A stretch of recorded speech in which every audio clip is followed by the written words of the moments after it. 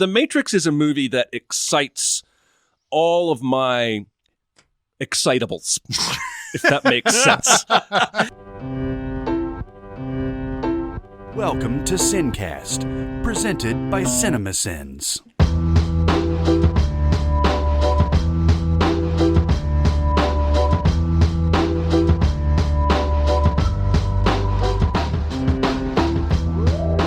All right, everybody, welcome to the Sincast. This is Chris Atkinson from Cinemasins, joined as always by the voice of Cinemasins, Jeremy Scott. Hello. And from Music Video Sins, Barrett Share. Hello, howdy, hi. And today we're going to continue our March Madness. Let the games begin! This is madness. It's madness, I tell you, for the love of God! One shining moment, it's all on the line. Battle Royale! The crowd is just on its feet here. He's a Cinderella boy. You're excited! Feel these nipples! Although it'll be April when this comes April out. Madness. That's right. It'll be April It's Madness. still madness, That's though. right. Ooh, madness. If we get into like September madness, We've officially gone too far. We're going to complete the South region today. And we left off at the 6 and 11 where Jurassic Park laid waste to out of sight at the end of our last Jurassic podcast. Park chomped out of sight. That's right. And so we're going to start off with the 7 and 10 in this. And these are two somewhat similar movies. Actually, one you could say is derived from the other. 7 seed Annie Hall and the 10 seed When Harry Met Sally. Oh, balls. When Harry Met Sally won 1989, as I recall. Yes. After about 5 rounds or something. A lot of algebra. And it was actually like my vote that did it. And I was like, oh, remorse. But I do love the movie. Anyway, Annie Hall, 1977's Best Picture from Woody Allen, beat Star Wars. Yes, it did. And that's shocking to me even today when we think about 1977 and the phenomenon that Star Wars was.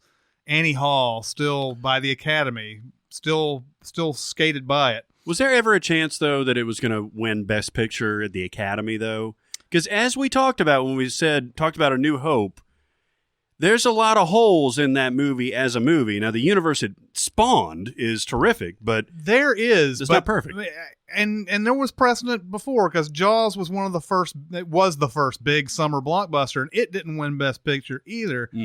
It just felt like the way things were going, like, that maybe the Academy would say, all right, this is the new norm now, and it's just weird when a movie this small beats a movie that big, Anyway, Annie Hall, is it the best Woody Allen? I don't. No! Not in my brain. I like Manhattan more than I like Annie Hall, but I love Annie Hall. I've only you say seen no Annie to? Hall once, so this is I'm gonna be meekly sitting in the corner while you guys discuss this movie. I liked it. I liked it more than I like most Woody Allen movies. Most Woody Allen movies end up feeling to me like they're trying a little too hard.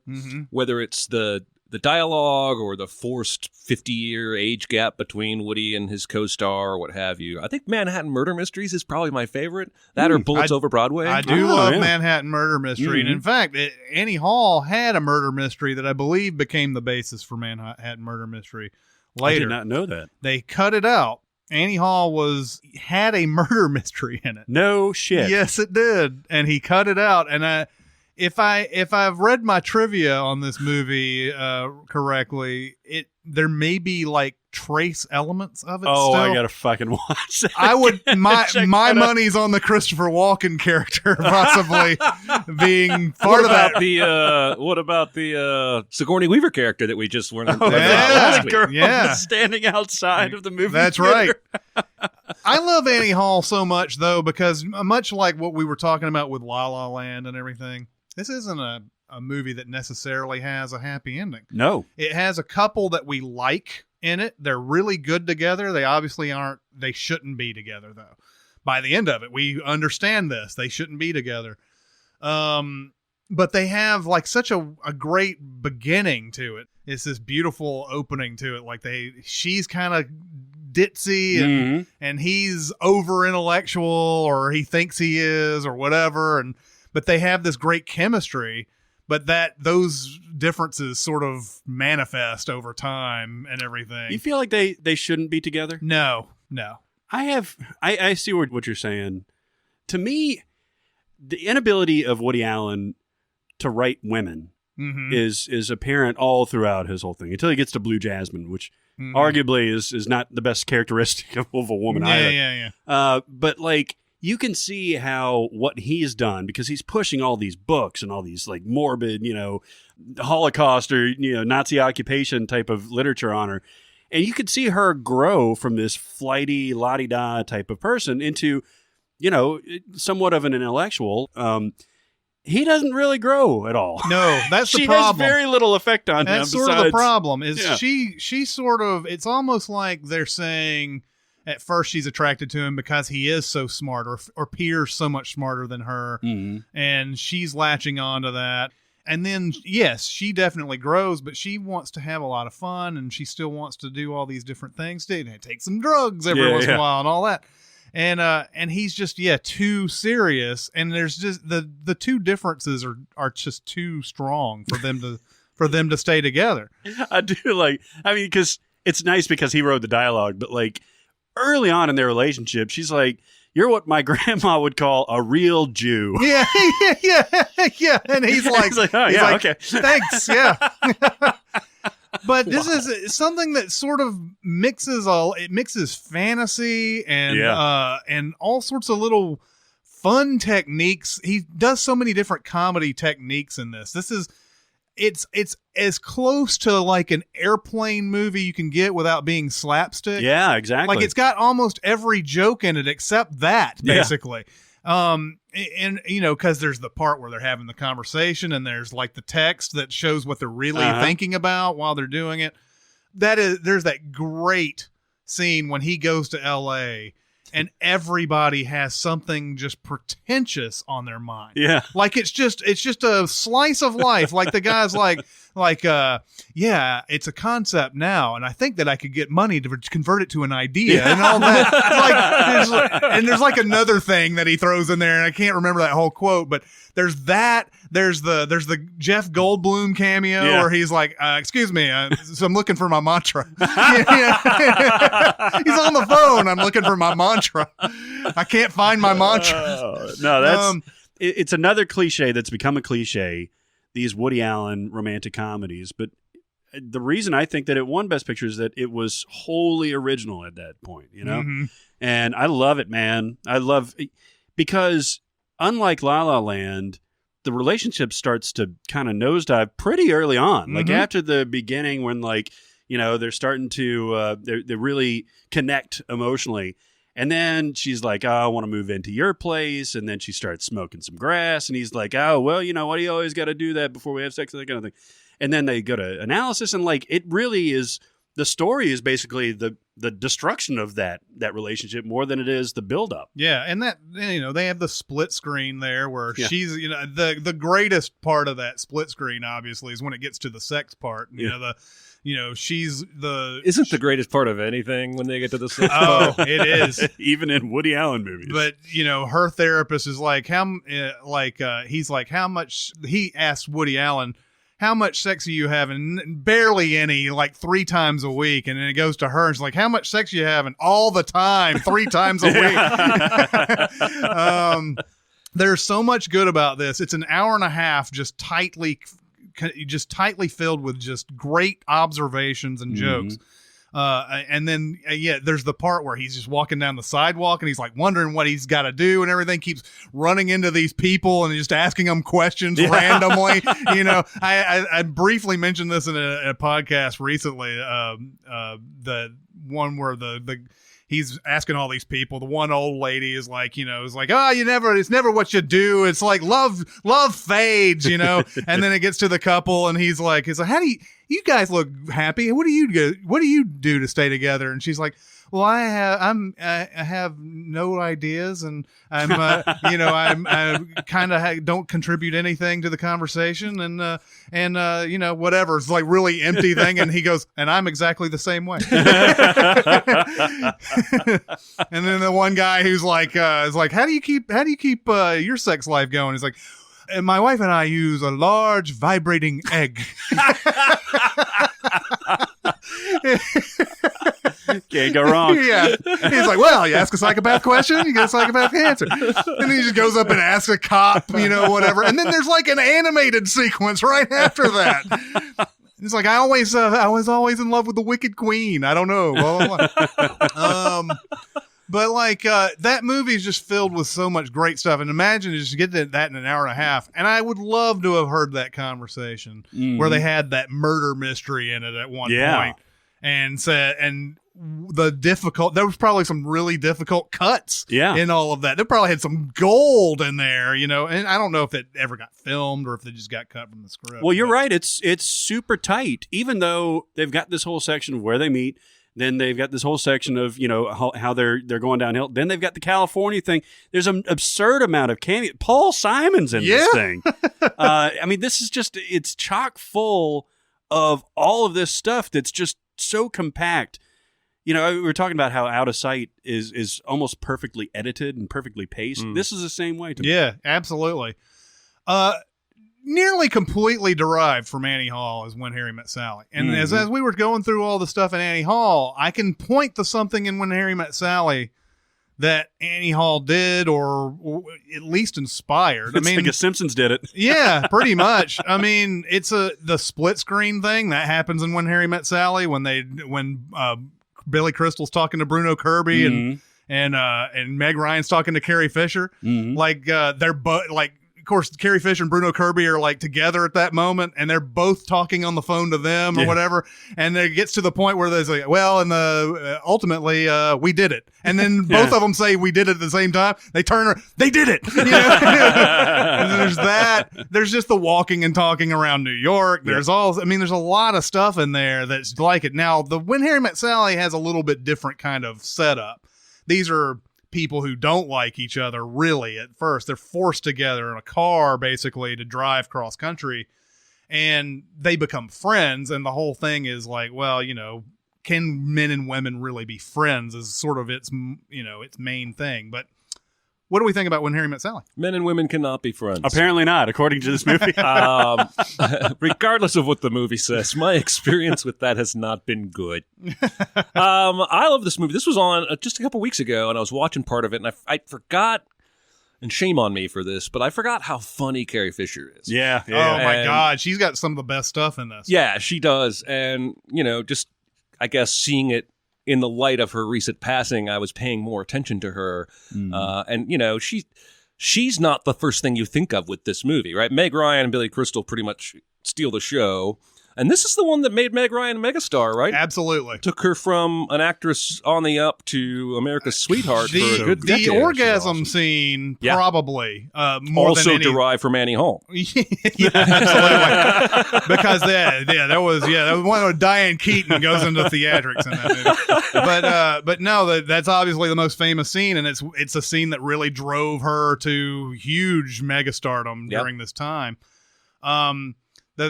Just briefly back on Carrie Fisher, the part that I always laugh at the most in this movie is there's the big argument she has with Bruno Kirby about whether or not they're going to keep this wagon wheel table. So Billy Crystal comes in and he goes off on his little tirade and everything. And he's like, you know what? You're gonna hate this coffee table at the beginning, or at the end of it, you're gonna be fighting over who has this coffee table and all that other type of stuff. And he leaves, and then she goes to Bruno Kirby and she says, I just want you to know that I will never want this coffee table. You think it's going to be one of these tender moments about like, I'm never going to leave you or something like that. And she's like, no, I just want you to know I will never want this coffee table. I like how casual, this is like the peak of casual sex in America, which is crazy because it's the late 80s and AIDS and everything. But the amount of sex that Billy Crystal has in this. Oh, yeah. And he's like this Lothario. I think he's telling Bruno Kirby, he's like, this girl was crazy last night. She was meowing. Yeah. Really? Yeah. And he's like, you made a girl meow? And then he has he's talking with Meg Ryan when they're friends, and he's like, went to an Ethiopian restaurant, and I was like, "Huh, that's funny. I didn't think Ethiopia had food or something like that." And he's like, "This is going to be a quick meal." And he goes, and he's like, "Nothing out of her and everything." He's like, "Oh well, you don't have." He's like, "I guess you don't have to go to bed with everybody." He's like, "Oh, I went to bed with her." Yeah. I think the common theme we just discovered between these two movies is they both star people who, in the movies, sleep with more hot women than they probably do in real life. Yeah. Right? Like Billy Crystal's funny and famous, so he probably doesn't have any trouble getting laid, but he's not like a hunk. No. He's not like the guy that's out there pulling tail every other night. It's the funny guys, But he's man. playing one. Yeah. I'm a funny guy. I never had that. I never had that really? experience. No. That was before Yeah. you grew the beard. You have to be David Spade before you kind of pull off that. You think David Spade gets tons of ass? Yes, He I used know to. for a fact he does, Why? or he did, because every time, like in the, I guess it was the late '90s, early in the last decade, he was always with some new model. You're Yeah. right, but I just meant now. You're right. Oh, well, when he was at the top of his popularity, Who you're probably knows right. about now? I mean, I'm sure he still got it in some way. Sorry, I derailed us there. But When Harry Met Sally is cool, though, because it's almost epic in a way, because it goes over a long period of time. Mhm. It goes over about 20 years, I guess. This Something is like one of that. the first romantic comedies I've ever seen that did that. Mhm. That because your standard romantic comedy is over in a week. How to right? lose a guy in 10 days. Yeah. And this goes on for a couple decades, and it's a really interesting way to look at how a relationship evolves, I think. Yeah. But it's also goes through all their different failures in their love lives and Mhm. everything, and it shows how much it drives them. It drives Billy Crystal's character to sleep with everything that moves. His divorce has really crushed him. You can Mhm. tell, even though he's a funny dude all the way through this, you can tell what he's sort of like healing himself with is just like, let's get into bed with everybody that we can possibly get in. Meanwhile, she is almost to the point of like not dating anybody at all because of her past failure. The guy that she was with forever didn't want to marry her, and then like later on he marries like the first girl he sees. Yeah. And so it's sort of like these things that sort of like screw them up completely. Nora Ephron's original script, which I'm trying to debate whether or not this would have been better or not, she didn't want them together. Yeah. It ended up being that Rob Reiner and Billy Crystal sort of talked it out and said that, yeah, they should totally get together and at the end, but that's not what Nora Ephron, who, wrote the script, wanted to do. I think I could get behind that. I think so too. I like those better because they're a little bit more realistic. Now, it's a debate on whether or not this movie would have been as huge of a hit as it was if they didn't get together at the end, because the people generally don't like those. Yeah. So your art and commerce are playing a you little go. tug of war. That makes me think maybe it was just more than Rob Reiner and Billy Crystal talking to her. Like maybe there was a studio executive in the conversation as well. Yeah, it could have been. Although every time they talk about it, they say like every time I've seen Nora Ephron talk about it, she was like, it just kind of they made a decision without me or whatever. Mhm. So I had to deal with it. I think we can agree that both of these guys, Woody Allen and Billy Crystal, are probably at the peak of their comedy acting abilities at this point, right? Yeah. Remember when Woody Allen was so pissed about When Harry Met Sally ripping off Annie Hall that he made a movie about When Harry Met Sally's main character? He called it Deconstructing Harry. I do. Oh Man, my that God. was way too much setup for that joke. Yeah. It took him 8 years, but he finally got, and it wasn't, what was weird? It didn't really have much to say about When Harry Met Sally in it. So strange. Wasn't that when like he goes into like the levels of hell or something like that? Yeah. And, that's an underrated Woody Allen I liked movie. it. Yeah. Yeah. It's got a lot of people in it, but there's like Robin Williams plays a guy who like, he has a problem fading out or something, or becoming blurry or something like that. Don't you have that poster? I think I do. I think that's Ooh, why that's a that good movie poster. comes to my I brain. may It's have all the that different poster. little yeah, the vignettes and blocks. everything. Yeah. Yeah, I think you had it up at your old apartment. I don't know if I ever had it up, but I did. Maybe. I don't know. I think I do have that poster. To everybody listening, Chris's poster collection is staggering. Yeah, well, yeah. I mean, It's righteous. mostly from the 90s and some, a little bit after that. But Yeah, they're not still shipping them to you these days. No. You don't have the new Spider-Man Homecoming poster. No. Okay, so what are we going to do, guys? We're going to vote. Who's the votey firsty guy? What do you think of that Spider-Man Homecoming poster? I liked the posters. The He first seems a trailer little- didn't wow me. Let's see what the second trailer does. It seems a little bright, doesn't it? Well, Like, it seems yeah. like the hue or contrast is turned way up on his suit. Yes. I'm sure that's. Did you see the teaser? Because tomorrow there's a new trailer, and they put out a teaser today where the spider on his suit pops off and turns into a drone and flies away. No. So apparently Tony Stark has built some wicked shit into the Spider-Man suit. I you know what? I don't get much into trailers and posters, but I am excited about that movie. I would love to see another Spider-Man movie be a home run. Yeah. And it's been a while. It's got all the elements. This Tom Holland guy, I think there's something about him. I think so. Something about Tom Holland that I think is going to be great. And, You have a metal arm? That's Yeah. awesome. He was great in that movie. So I'm looking forward to it based on that, and fuck Justice League. All right, I'm first. All right, yeah, you're first. Oh man, I like When Harry Met Sally, and I really like Billy Crystal. When Billy Crystal's humming, like he's so sharp, he's so quick, and I kind of miss that. Like the City Slickers, When Harry Met Sally, or Forget that one Paris. where he's an NBA referee. Forget Paris. Oh, is that what you just said? I think that was it. Wasn't it? Yeah, that's what that was. Oh my god, that's a He fun. was the that's one where he's hilarious. like, where he kicks Kareem Abdul-Jabbar out, and he's like, "It's my farewell game." Well, let me be the first to say farewell. He's arguing with Charles Barkley Yeah. and everything. He's like this tiny thing. Anyway, I got to man. vote for Annie Hall because I think it's probably it's my third favorite Woody Allen film. I think behind Manhattan and Crimes and Misdemeanors. And any day it could like reshuffle because those three are just absolutely brilliant. I think for very different reasons. This is one of the most perfect love stories I've ever seen, and I think maybe it's because When Harry Met Sally apes it so much that I got to give it to the original. So that's my pick. All right. Oh, it's me. Annie Hall. Annie Hall. It's That's like my- Sandler. Sloppy Joe, Sloppy Annie Hall. really nothing against When Harry Met Sally, even though how many times have I like cringed on the idea of it winning something or whatever. But I really do love that movie. But Annie Hall is just start to finish, everything perfect about it. There's nothing wasted.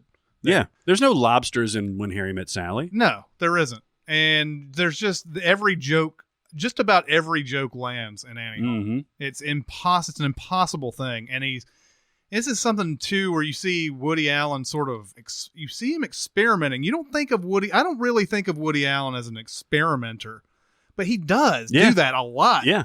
And you see that in Crimes and Misdemeanors where he's got sort of like two different kind of tonal stories going on at once.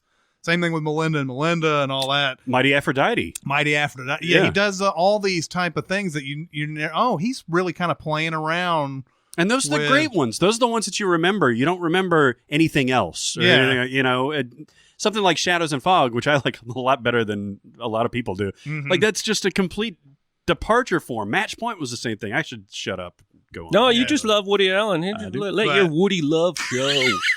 Let the flowing love of Woody. But anyway, yeah, given a choice between these two, I'm going to pick Annie Hall. I'm going to go, it doesn't matter, obviously, but I'm going to go with When Harry Met Sally. Just because I have way more affiliation with that movie. This was one of those movies that I watched a million times in college. It led to my Harry Connick Jr. obsession for many years because he did that soundtrack. Oh, yeah. I actually forgot that. That's it's a good great soundtrack. And I don't have enough. You're probably right. Like I probably should be voting for Annie Hall, but I haven't seen it enough to really know that. And I got to kind of vote my own experience here. So let's kick one over to Meg Ryan and Billy Crystal and Meaningless Tally. Yeah. All right, so Annie Hall moves on. And we are juicy matchup. I know you guys don't look at this, but it's got a juicy matchup. We are into this is our last South round. Yay! It's the 8 and 9 seeds, and it's going to be tough. Uh-oh. The 8 seed, Raiders of the Lost Ark versus number 9, Gravity. Ooh. Only one of these has Jeremy recorded an a cappella YouTube video about.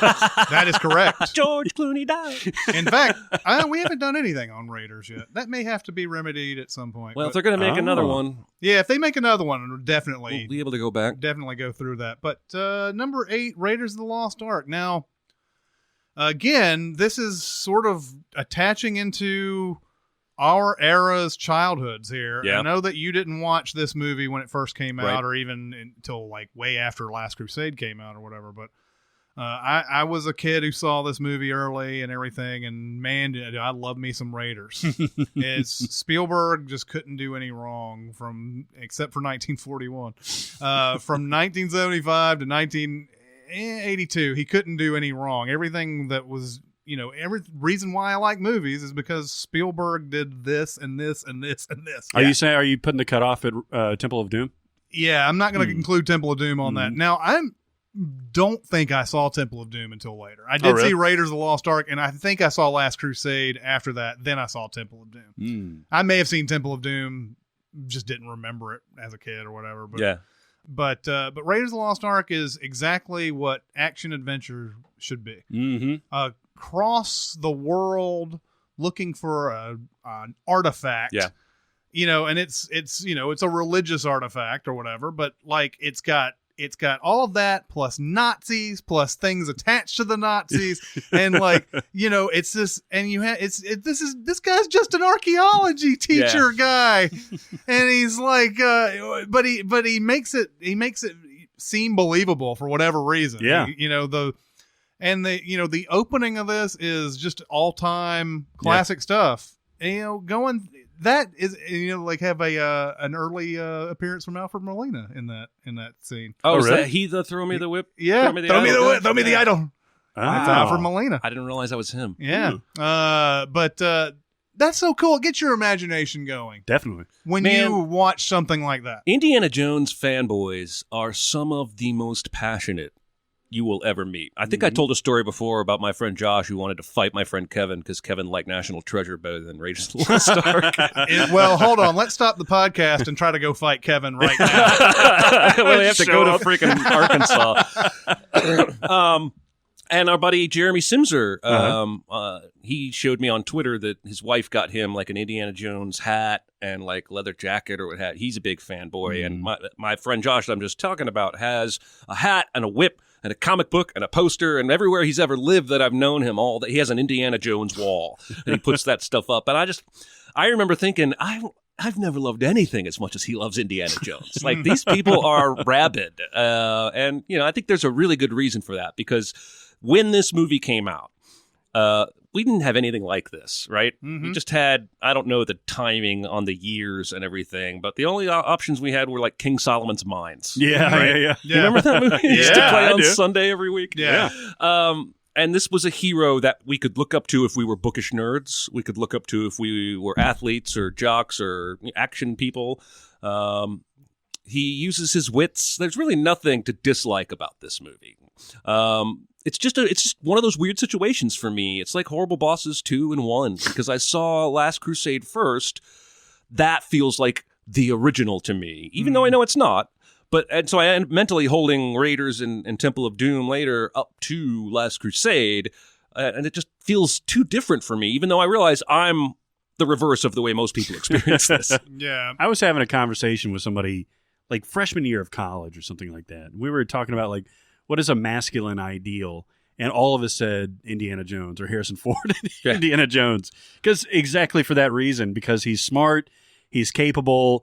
He doesn't, it's not like a John McClane thing, but he does make it look difficult. It doesn't always look like, oh, this is a breeze. Like, I'll just do this and swing over here. He makes it look like, he's kind of getting hurt when he gets punched and that kind of thing. And it's just, this movie is pure spectacle from everything from the snakes and the pyramids and all that stuff, or wherever he goes in the tomb, to the Nazis that are just always on their heels, and then the escape with Karen Allen. It's really, really outstanding. I will say Indiana Jones is probably the reason I was such a big fan of the game Pitfall on Atari. Yeah. I used to play that game. That game was hard. Yes, it was. God, those oil pits were huge. Yep. Why are you looking at me like that? I never played. You never Yeah, played that game? and, that game was rad. Jump across the crocodiles and I know all what you're that. talking about. Yeah. Oh, yeah. Yeah, it's just a left to right. You swing on the vine over the. Well, wall. it would be one of those weird things where if you're playing the top of the board, and you would go across, and you'd be like, okay, so that's how everything is. But then you go to the bottom of the board, and somehow like all the screens would start advancing more, or something like that. It was really weird. Anyway, this movie is perfect in every way as far as action adventure is concerned. Get your imagination going. That's the biggest thing for me when I watch something like this. I don't know what it is about National Treasure that is such an inferior product to this. It's not because National Treasure doesn't have its merits. Mm-hmm. Like I actually like the first National Treasure. The second one's garbage. Yeah, But the first one I liked okay. I think the first one, it just sort of maybe just a bit too dumb in some of the things that they're going on. Mm-hmm. I'm not talking about dumb as in unintelligent. I'm just talking about the way the action is taking place in it. But it's very hard to emulate something like this. I don't know. There's nothing. I mean, Raiders of the Lost Ark has every much as ridiculous type of stuff that National Treasure does. I mean, to think about that opening scene, it's ridiculous. But like National Treasure does some of the most ridiculous. I'm going to steal the Declaration of Independence. You know, That's a great you got Nick Cage. You got a little Bill Paxton in your Nick Cage there. Oh yeah. Just go back and listen to it later when Barrett's done with the edit. You'll hear it. I thought it was beautiful. Yeah. No, it was good. It was good. I was just saying, it was a hint of Paxton. A Sousson. Well, you win some, you lose some. But you know, there's more audacious stupidity in National Treasure than there is in Raiders of the Lost Ark. I think Raiders of the Lost Ark still manages to keep it fun without getting into that area where we're like, anything goes, blah, just start drinking, you know, and stuff while you're. But Raiders of the Lost Ark has a convergence of a lot of people. I mean, you know, Spielberg. This is a dream team up of Lucas, Spielberg, and Lawrence Kasdan who wrote the screenplay. And it's just everything about this perfectly works. So The score, Johnny Williams coming through again, man. And there's a sort of that sense of wonder every time you see the map and you see him flying across, and it's like, da, da, da, da, da, da, da, you know, all that, and it's just going to all these different places. Like, wow, he's going to all sorts of spots. Wow, well, that's crazy. There was a period in our childhood where John Williams was basically the only composer. Yep. Right? Mhm. Yeah. Like the big iconic scores, Superman, Star Wars, Indiana Jones, were all that guy. Mm-hmm. Oh man, he had as good a run as anyone in Hollywood ever did. Absolutely. It's sort of Raiders of the Lost Ark sort of gets you in the fun of, like, if you're a video game person, of playing an RPG. Yeah. Where he has to go across the world to find all these different things. Even him having to go back and find Marion, who's got this medallion that he needs. You know, that's another. I mean, it's one of those things. He's got to do this in order to go to do that, and so on and so forth. But every one of these tasks have their own, like, fun to it. To me, going down there is fun. Him attaching the medallion and everything to the little staff and seeing the light go over the. I mean, that's just fun. I mean, that's just fun stuff. Okay, so anyway, we've agreed that is fun, and of course, there's also the. There's of course we have agreed. We've agreed it. You're making me think of White Christmas, where they're like trying to explain why they brought their whole show up to rehearse at the lodge. It's like, we decided this lodge was just ideal. You got all these empty rooms and this great rehearsal space. It's just ideal. And the guy's like, we can agree that the lodge is ideal. But I mean, I even think about stuff too about Raiders of the Lost Ark. The classic scene where the samurai guy comes out and starts swinging the sword and everything. And I always think about what a miracle it is that certain movies even get made and certain movies got everything together. And that's a scene where Harrison Ford, if he's not sick, it's not that. It's going to be a battle if he's not sick. Uh-huh. And then it turns out to be one of the most famous scenes in the movie is him just shooting the guy. Yeah. And, I'm just like, that's just astounding to me. Like the mistakes that turn into great, or not mistakes, but the challenges that turn into great things. Yeah. All right. So it's going up against Gravity. Alfonso Cuarón's great science fact, basically. Yep. Science fact horror movie. Science fact horror movie. I don't know. This is such an unusual film because it's. I'm trying to define space as, you know, the universe and the galaxy as a small space. It isn't a small space, but it is in one location essentially all the way through it, with the big giant Earth in the background almost always. What would we like to say about Gravity? I love this movie so much. Oh, I fucking love it. I'm not even as bothered by the sudden Clooney at the end as you are, because, you know, I can buy that a person in her state is hallucinating at this point. Mm-hmm. This is one of the most tense movie watching experiences I've ever had. Yep. And it's a combination of just sort of the story that we're seeing and then the way he shoots it.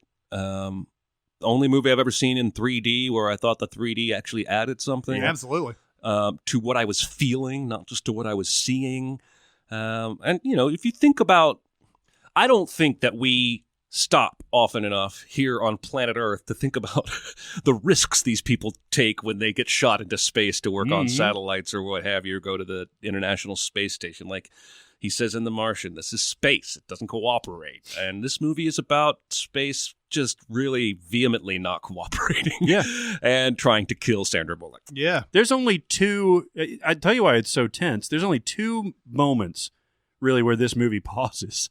You know, it's basically at the very beginning. Yeah. And they throw you right into it. They're not even like preparing for the spacewalk. They're just out there. Yeah. And, you know, something, okay, this is coming your way, you know, just, you know, take a look at it.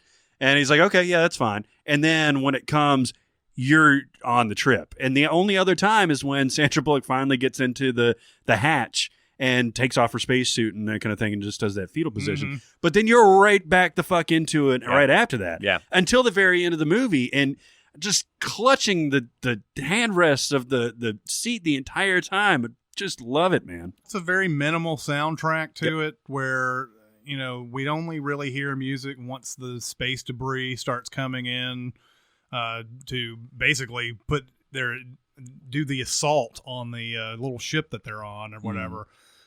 And it's always just super intense. Like it's not like we don't see that like, you know, horrible blockbuster thing of like, we see the perspective of the space debris as it approaches you know, it's coming from a distance and it's coming in closer. And there's always I've always found that more menacing than, you know, getting right up into the action and everything.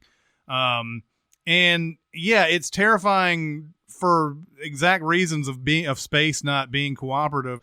You know, her spinning out of control is one of those scenes where you're just like, how would you ever get out of this? You don't have a reference point.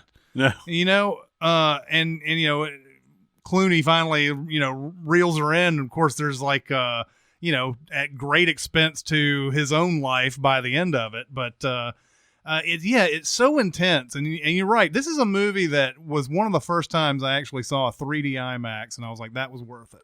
Yep. And this, I think it gives us a believable problem, right? Much like, I don't want to just keep referencing The Martian because they're two space movies, but much like The Martian gives you enough science to explain what it's showing you, and it feels like that could be a future we're in. We really do have hundreds of satellites circulating the Earth. Many of them are falling. Many of them, I mean, space debris is a real problem. Yeah. Like there's that joke in WALL-E that they covered the Earth with so many satellites the sun couldn't get through or whatever. Yeah. It's not that bad yet. But, you know, space debris as a thing is something that they have to take into consideration. And so it creates this believable yet non-human, terrifying, because they're just these tiny little pieces, right? Yeah. Like if it was like a meteor, that'd be freaky. It's even scarier being 1,000 little pieces of metal and material moving at super fast speeds, and it rips through that shit like paper. Yeah, and he only gives us, it's not this huge expositional dialogue telling you, you know, this is what these things do, and you got to be careful. I think he says, like, just offhandedly, like, you know, if that thing hits you, it's like basically taking a bullet or something like that. And it doesn't. It just puts you in there, and it's this is what's going to happen. Basically. How in the world do they calculate? you have to know every satellite and its trajectory to be able to launch something into space, I guess. Right. And I guess that's what you do. Every single thing cataloged. Here's how fast it's going. Here's where it'll be at this time. And then when you do your launch, you're like, okay, I'm going to hit this at this exact time when nothing's here, and so on. That's just insanity to me. It is insanity and kind of fascinating, actually. Yep. Yeah, this movie is awesome. It is. And I don't know what else to say. Mm-hmm. Yeah. We need to vote now? Let's do it. As much as I love Gravity, I'm going Raiders here. Raiders is just an overall, I think, more exciting movie. And I think it's just, there's just more moments I can grab onto. If there was anything, and we've talked about the thing in Gravity before, where Clooney, quote unquote, comes back to her and explains, the launching is landing or landing is launching, whatever it is, and all that. It's one of those like ham-handed moments in a movie that you're just like, I know you want Clooney back. I know you want him back. He's been gone from like 15 minutes. Can't we just have her like think of it instead of having him show up and like have her hallucinating Clooney onto the ship and everything? I mean, that's a very pale criticism of the movie. It's not anything that really upsets me. It's just one of those things you're like, oh, come on. Yeah. Raiders of the Lost Ark is just always entertaining, always great. It's Spielberg at his very best again. I mean, it's hard to go against him. I've only done it once as far as these matchups are concerned. So I'm going to go Raiders here. I'm going Gravity. Ooh. And I'm going to get all kinds of shit for it, and I'm prepared for that because I will take space debris and point it back at the shit talkers, and it will plow through them like a bullet. No, I like Raiders a lot. I just never fell in love with it the way anyone besides me did.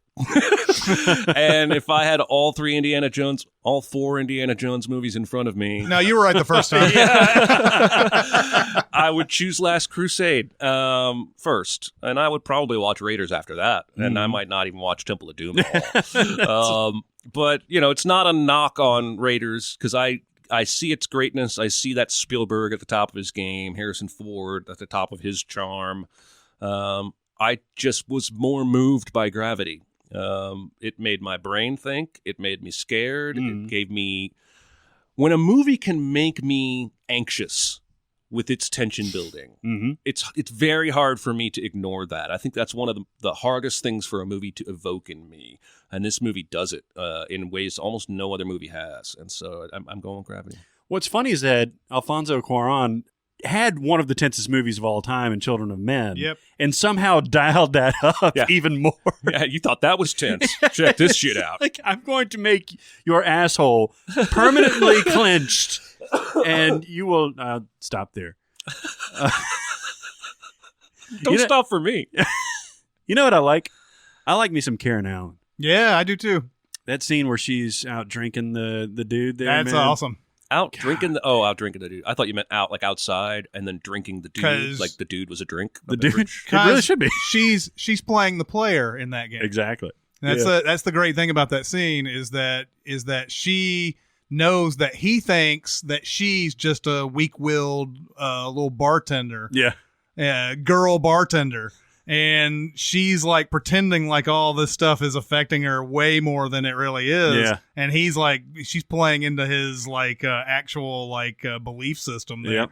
And then making him drink way more than he would ever do in a normal, drinking game or whatever. And that's what's so satisfying about it. Once you find out, that didn't even affect her. And she's so beautiful, but like stunning. relatable and like she's adorable. I don't know, man. Like I love me some Karen Allen. Oh yeah. That was probably, I don't know, of all of the Indiana Jones things, and I'm talking while I'm still trying to make this decision. Indiana Jones goes through a lot of women, but this was the most believable. I guess that's why they came back to it in the fourth one.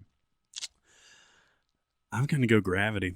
Wow. This movie got me in a way. It's probably an experience because I saw it on my birthday. It was just me in a theater alone, just absolutely riveted This is for chaos. The thing. Yeah. This is chaos. I know. Chris is now in my Chris's Dark Knight position. Look at his face. You see the grimacing on his face? His face is turning red. No, I don't feel great about it. I don't like myself anymore. I don't like myself anymore. We've all experienced this at this point, where a movie that should have won maybe didn't move along. Yep. And this is my second time that I have felt this way about a matchup. Oh, I can't believe you voted Grant. I really thought I was going to be the only one.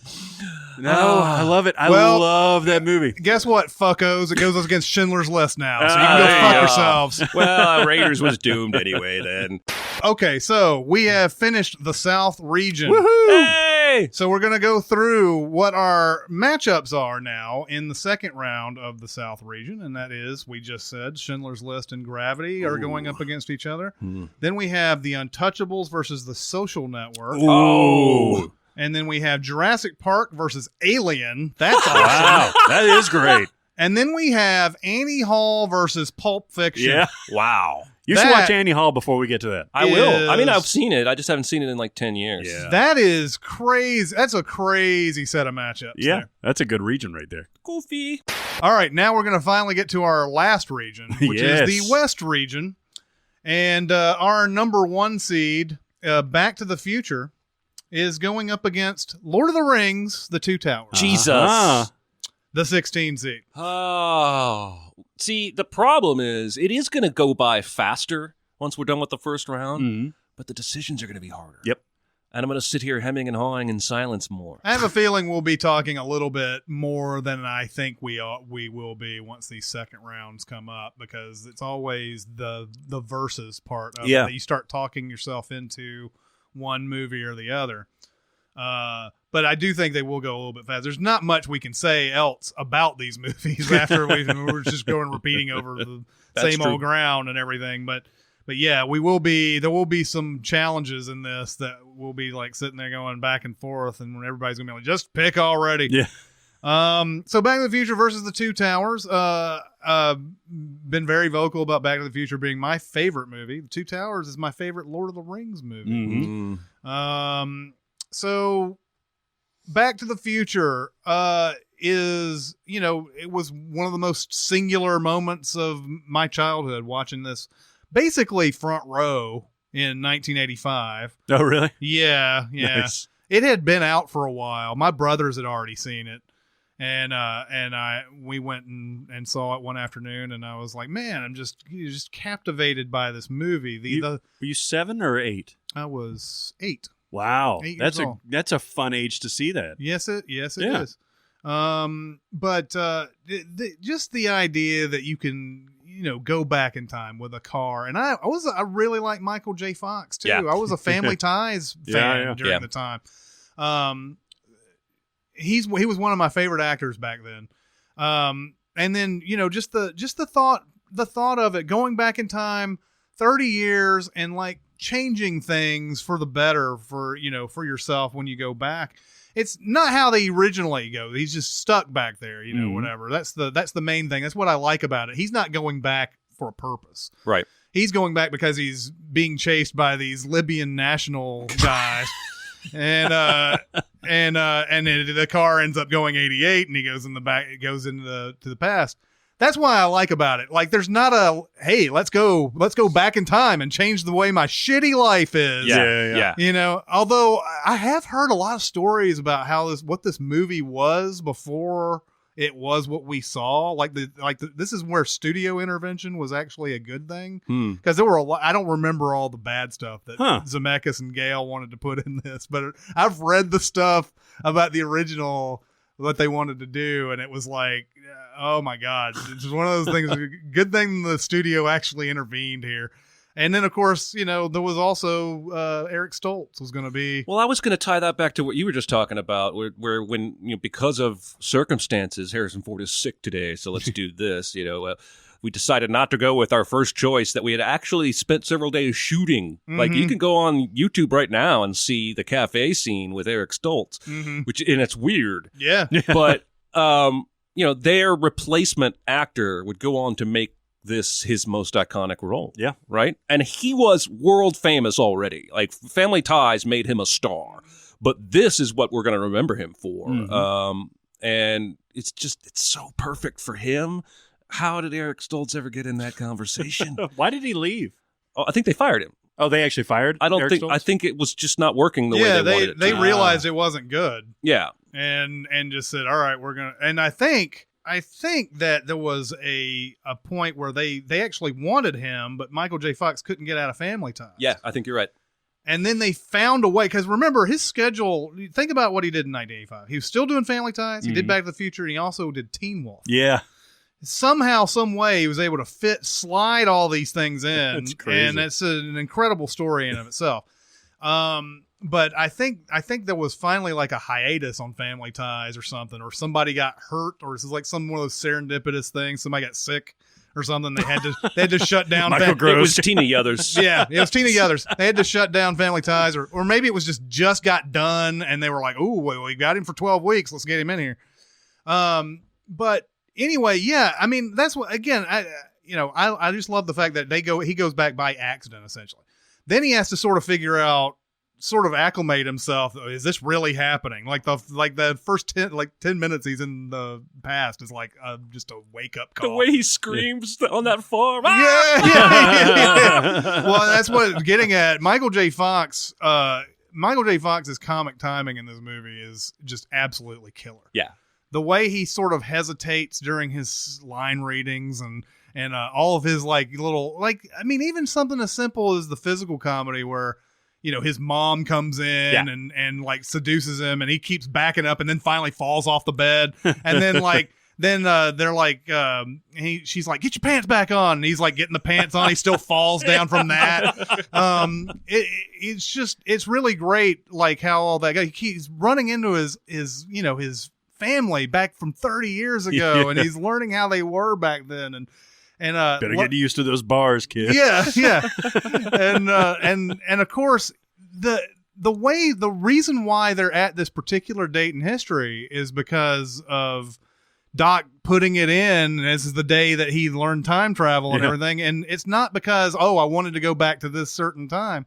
That's what I love about it. Everything's organic about this. Mm-hmm. And everything comes about believably. And then, he by not even thinking about it, he sort of wrecks his time continuum and everything. And he has to get his parents to do exactly what they did back in the day to be born. Yeah. And it's just a fascinating story to me. I like the machinery of this. Like even starting with the opening shot of seeing Doc's like barn or workspace or that kind of thing with all the weird contraptions to feed the dog.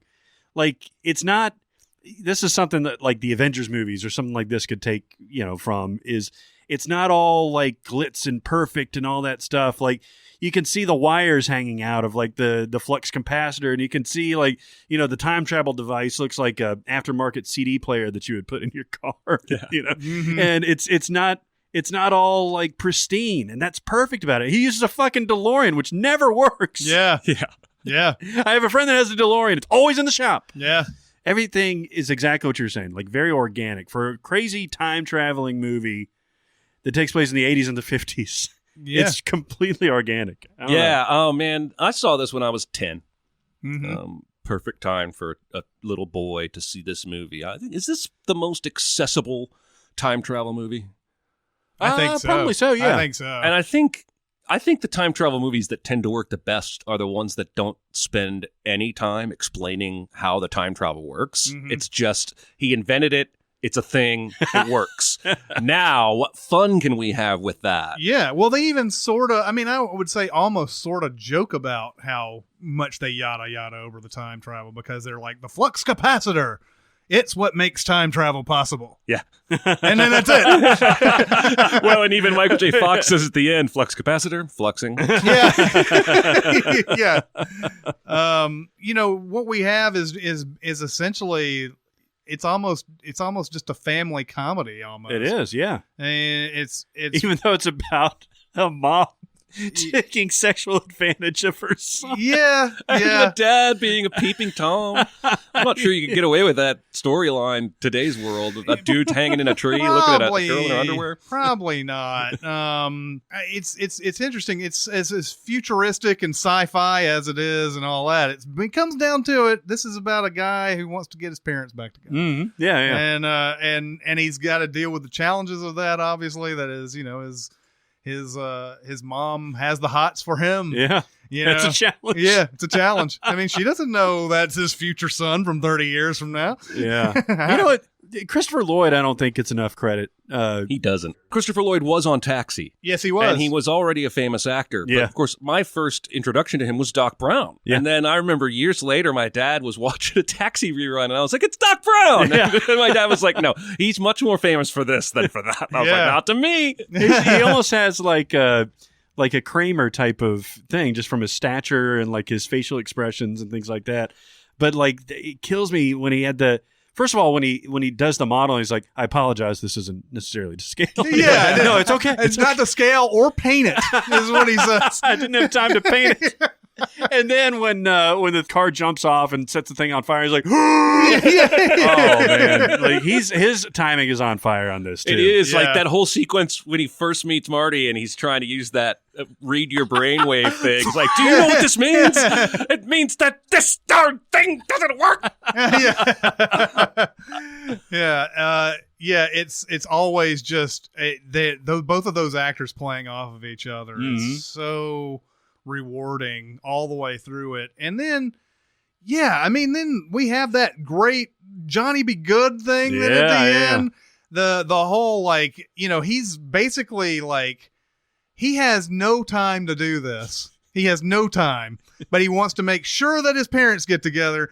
But he also wants to do, he's got the parents get together during Earth Angel, but he doesn't have any time to do this Johnny Be Good thing. And he does this, and like, it's like, oh, I have one shot to be a rock and roll star.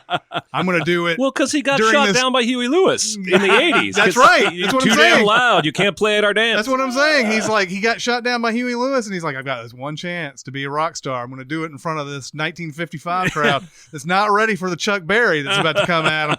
And but it's great how he does that. Like, that's a tremendous scene. I could rewind that scene over and over. How crazy over the top he goes, especially when he gets on his back and he's like, like, everybody's looking at him like, none of the rest of the band is even playing anymore. The drummer's the only one who's kind of like, fantastic movie. I don't know what else to say about Back to the Future that hasn't been said. It's flawless. Pretty much. And it goes up against The Two Towers, which is a great movie and a great achievement in itself. The entire Lord of the Rings trilogy is an incredible achievement. That's the thing that I always, I guess this shouldn't mean anything to somebody who doesn't like Lord of the Rings or whatever, but I appreciate, even if the movies were bad, I would appreciate how much work went into Lord of the Rings on the whole. You can see, like, all the just, like, planning and, like, oh, I can't wait to show you this type of stuff that's in those movies. And The Two Towers is got all of that. This trilogy is like crack to some people. And Oh, yeah. I mean, there's so much. Jeremy was saying before that he was watching The Nice Guys over and over, and there's a lot of layering to it, and it makes him laugh every time. And I'm not necessarily one of these people, to be like a huge Tolkien fan and to be able to dig into this amount of content has got to just be like, just catnip. Well, I said something earlier about the fans that were rabid, the Indiana Jones fans that had passion, Tolkien fans. I'm not talking about movie LOTR. I'm talking about Tolkien fans. That may be the single most obsessed fan group. Well, you're talking about 50, 60 years worth of Tolkien there. That's like passed through generations already. Yeah. That's kind of like, that's like the old sports teams, that's like, Cub fans or something like that. Yeah. It's like that with Tolkien. My roommate, Andrew, about 10 years ago, when we were all single living in a house together, he was one of these Tolkien guys. So had read all the books. He'd read the frickin' Silmarillion. Mm-hmm. He played a Middle-earth Dungeons & Dragons game with us with multi-sided dice, and we all made up characters and kept the scores over years. Every year we would give him for Christmas a Tolkien calendar. Like, that's how into Tolkien he was. And these movies, he adores them. Mm-hmm. So I think that's part of why it's like crack to people, is that they aren't just good movies. They made 3 great movies that made changes significantly from the book that still hit that spot in the heart for the Tolkien fans that have carried that around for 50 years. Like, he managed to please both the mass audience and the fanboy audience, and that's freaking rare. Yeah. Yeah. But we obviously talked a lot about Two Towers when it had its play-in game, but I'll go back to originally back in the day. I always heard this was just a bridge to the two greater Lord of the Rings movies, and I could not disagree more on that. I think the first one is obviously very good, and it's what sets up the story and everything. And the third one has all those emotional, like, you finally got the ring there, and all the different battles that are in it, all the different rewards that happen, and everything. It gets all the glory, but the second movie has the most like stuff in it that's like, I think of all the ones by themselves is the better movie. Yeah. Yeah, no, I agree. I don't know that I have much more to say that I didn't say a few weeks ago when it won its play-in game. It just has the best of everything the trilogy has to offer, all concentrated in one film. Mm-hmm. The first one's a little action light. The last one is a little action heavy. Yeah. And not as much adventure. And the middle one just has the perfect blend of everything. But I don't. Boy, I'm willing to bet money on where this vote's going to go. Why don't you start it off? Am I the first? Yep. Back to the Future. Apologies to our LOTR fan in the comments who has been pleased thus far. Now you will be angry because I have chosen a time-traveling DeLorean over the Hobbitses. Again, everything about what we're doing is absurd. And I would never ask anybody to choose between these two movies, but because of when Back to the Future came out, in terms of what age I was right in the sweet spot of probably the target demographic. And because I believe it is nearly perfect. There's not any miscasting. There's not any... I know we recast a couple roles moving forward, but I don't think that's because anybody in this one was bad. Mm-hmm. Everyone sort of makes their role iconic. There's at least between Biff and George and Marty and Doc. That's 4 pretty iconic characters that are quoted left and right, right? Yeah. I don't know what to say. It's just it's beloved to me. Except for Jennifer. Jennifer needs to be recast. Needs more Elizabeth Shue. Yeah. I wish I was into anything as much as Lord of the Rings fans were into Lord of the Rings. I watched Two Towers, the extended edition, which I think is around 4 hours, 4.5 hours, with a huge Lord of the Rings fan. And seeing it through his eyes was awesome. Oh, yeah. It was pointing out everything about this. And then this scene, they actually went on longer than even the extended edition. This is what's going on with that. And I was like, that's really cool. And then, it's out of my brain for the next time I watch it.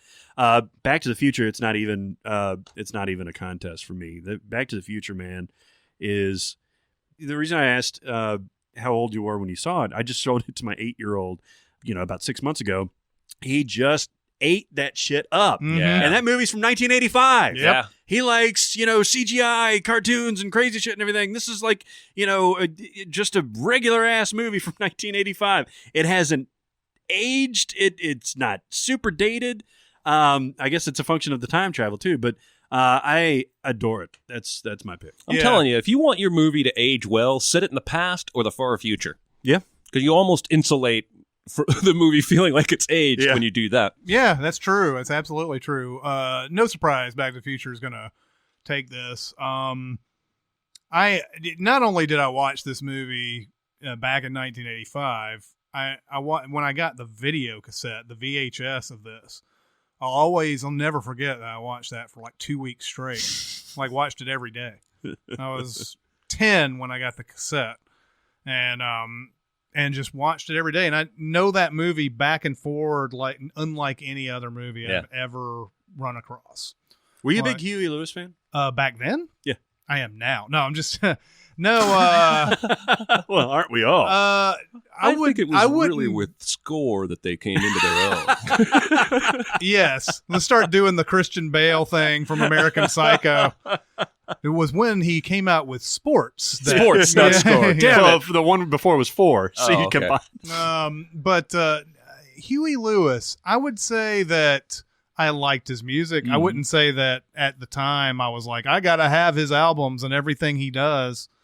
Well, the song from this movie was the biggest hit he ever had, right? Yeah. Oh, both of them. Yeah, Power of Love and then Back in Time was a big hit too. I was a big Huey Lewis fan. I'm just not sure I ever encountered him before this movie. Oh, really? And when I was 8, I did not know that was Huey Lewis at the beginning. Uh-huh. So answer's no, I guess. But I did. I mean, obviously, when you grow up through the 80s, you hear Huey Lewis in the news. Yeah. You hear all those sones, whatever. But yeah, I wouldn't say that. Man, was a Marty huge thing. and band are rocking that version of Power of Love at that audition. They're pretty tight, man. I was always upset because they act at that audition as though he had just played the Johnny B. Good he plays in the 50s. Yeah. That's way over the top. But this was just a really tight rock band. But Yeah. of course, again, in 85, regular rock was hard rock to people who were over 40, I guess. I don't know. What's the name of their band? Oh, the Pinheads. The Pinheads. Ah! I didn't mean to put you on the spot. I just remembered laughing at it because he's like all like, he gets, hey, we're the Pinheads. Yeah, yeah. So Back to the Future moves on, and now we go to our 2 and 15. We have The Matrix, the number 2, Ooh. and number 15, Fantastic Mr. Fox. Ooh. Oh. These are like virtually identical movies. Yeah, exactly. They're so similar. Yeah, they are. So The Matrix, take it away, Jeremy. Best movie in the world ever. Do you need me to say more? No, I will say more. But this movie's been in the news lately because about a week ago it was announced that they were going to reboot or remake it, and I went on just a rant on Twitter about how dare you do this. And of course, the next day, the writer, I think it was Zach Penn, is on Twitter saying, we're not remaking or rebooting anything. We would never do that. And so now the speculation is with them talking to Michael B. Jordan, they might make that Young Morpheus movie that I was talking about way back in the early podcast. Yeah, exactly. That would be amazing. Yeah. I'd be down with that. The Matrix is a movie that excites all of my excitables, if that makes sense. Nipples, peanuts. Yeah. It's very rare that you can watch a Back to the Future style fun action adventure, but 6 hours later you're still having really deep thoughts about the meaning of life and the meaning of existence, to the point where even Elon Musk of Tesla and SpaceX has said it's quite likely we're already living in a simulation like the Matrix, and we just wouldn't have any way to know it. And I think those kinds of questions are fascinating. Movie stimulates my brain, my balls, my nipples. I fucking love this movie. The action is inventive as hell. These guys they built equipment to make this bullet time thing kind of work that is now, you see it at the fucking Super Bowl now, and they go around the stadium while a guy's making a catch. But at the time, we'd never seen anything like when Neo goes down on that roof. And I think we take it for granted a little now because we've seen some wire-foo CGI come since then that wasn't as cool. Well, I haven't watched this movie in a while, start to finish. Is it dated at all? Like the technological aspects of it, the effects? No, I don't think so at all because they went for such a grimy, gritty, dirty look, at least in the real world. Yeah, on the that's Nebuchadnezzar. Yeah. Their clothes are all dirty and grimy. And I think they did a really good job of anonymizing the city that the action takes place in. I famously talked about, you can see the old Nashville KDF building in that opening scene of Trinity running on the rooftops. But that's an amalgamated skyline of like 5 different cities because they went way far out of their way to try and make it feel like any city USA. I think for that reason, it's not dated. Not to me, at least. And I don't... Now, the sequels have some dated stuff with the CGI on Neo's face when he's doing the Burly Brawl and all that, but not in this first one. I don't think so. Yeah, the first one, it's mainly about the bullet time, and that scene where he's bent over backwards, dodging the bullets and everything is still great. Like it it may not be like the realist thing or anything, but I don't think in this instance you need super realism or anything. Like, you're supposed to have that feeling of like, oh, this is all happening in a millisecond, basically. Right. But we're slowing it down, a la, what we saw later with, Quicksilver and all that. So yeah, I think, the sequels are really get bad, where it's like Rubber Neo and all that other type of stuff happens in there, because then they're just blowing their wad on trying to make it. But in the first movie, it's really humans. They're not putting CG characters in a fight scene, right? So that's true. Yeah. So Keanu had to train with Agent Smith to do their big subway fight, which is probably my favorite moment in the whole movie. The whole movie's just been saying, "Run! These fucking agents will kill you. Run!" And because he's just had this experience with the helicopter and saving Morpheus after everybody told him he couldn't, Neo stops and turns around, and you're like, he's gonna fight him! Oh my god, he's not gonna run! And I just, from there to the end of the movie, I'm just like, yeah. And I love how after he beats him once, he's not stupid enough to fight him again. He starts running after that. I remember watching this also in theaters, and the Wachowskis were known for Bound before this, and Bound is a really, really good indie with Jennifer Tilly and Gina Gershon. If you like Joey Pants. and Joey Pants, and if you like some lesbian sex, there's some good. They do have some of that in there. But it's actually a crime caper kind of movie. It is. It's a really good movie. I don't want to whatever. But I remember when The Matrix came out and it was them behind it. I remember really getting into this when I first saw like the big like overhead shot of like the gun shells falling down. And I was just like, I turned to whoever I was watching it with, and I was like, this is what happens when you give great directors a lot of money to make a movie. Now, the Wachowskis really sort of fell off after this movie, which is crazy to me. Like how much talent they showed in The Matrix, and then like everything just sort of went downhill. Like either they started believing in their own bullshit, or nobody could tell them no anymore. It's one of those. It feels like one of those type of situations. Yeah, I agree. Did you see Speed Racer? Nobody said no to anything on that movie. I did see Speed Racer, indeed. But it's completely involving all the way through it. It gets your conspiracy theory brain working, and I think that's the reason why, like, in general, humans love conspiracies, is because it's a great story, right? Yeah. What if we're just batteries for aliens or whatever, and that's all we are? Yeah. And we have to somehow be saved from that, or maybe nobody can save us from that. Stuff like that, and then just the idea that you can hook yourself up and learn kung fu. Yeah. Like, here, download or this. how to fly a Chinook helicopter or whatever. Right. All the stuff in this is not like, like a stupid action movie would do, where it's like, hey, my dad used to fly helicopters. Right. And then they get in the helicopter and they fly it off. Yeah. And you're like, oh, is that your only explanation? So like, like those type of things are really exciting. And then, the Neo fighting Morpheus scene is great. Yeah.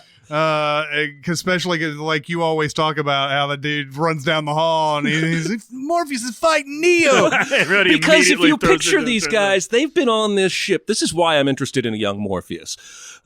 They've been on this ship in some combination of these players for years. Mm-hmm. And Morpheus is driven solely by the search for the one. And it's presumed or implied he got that prophecy 5, 10, 15 years ago.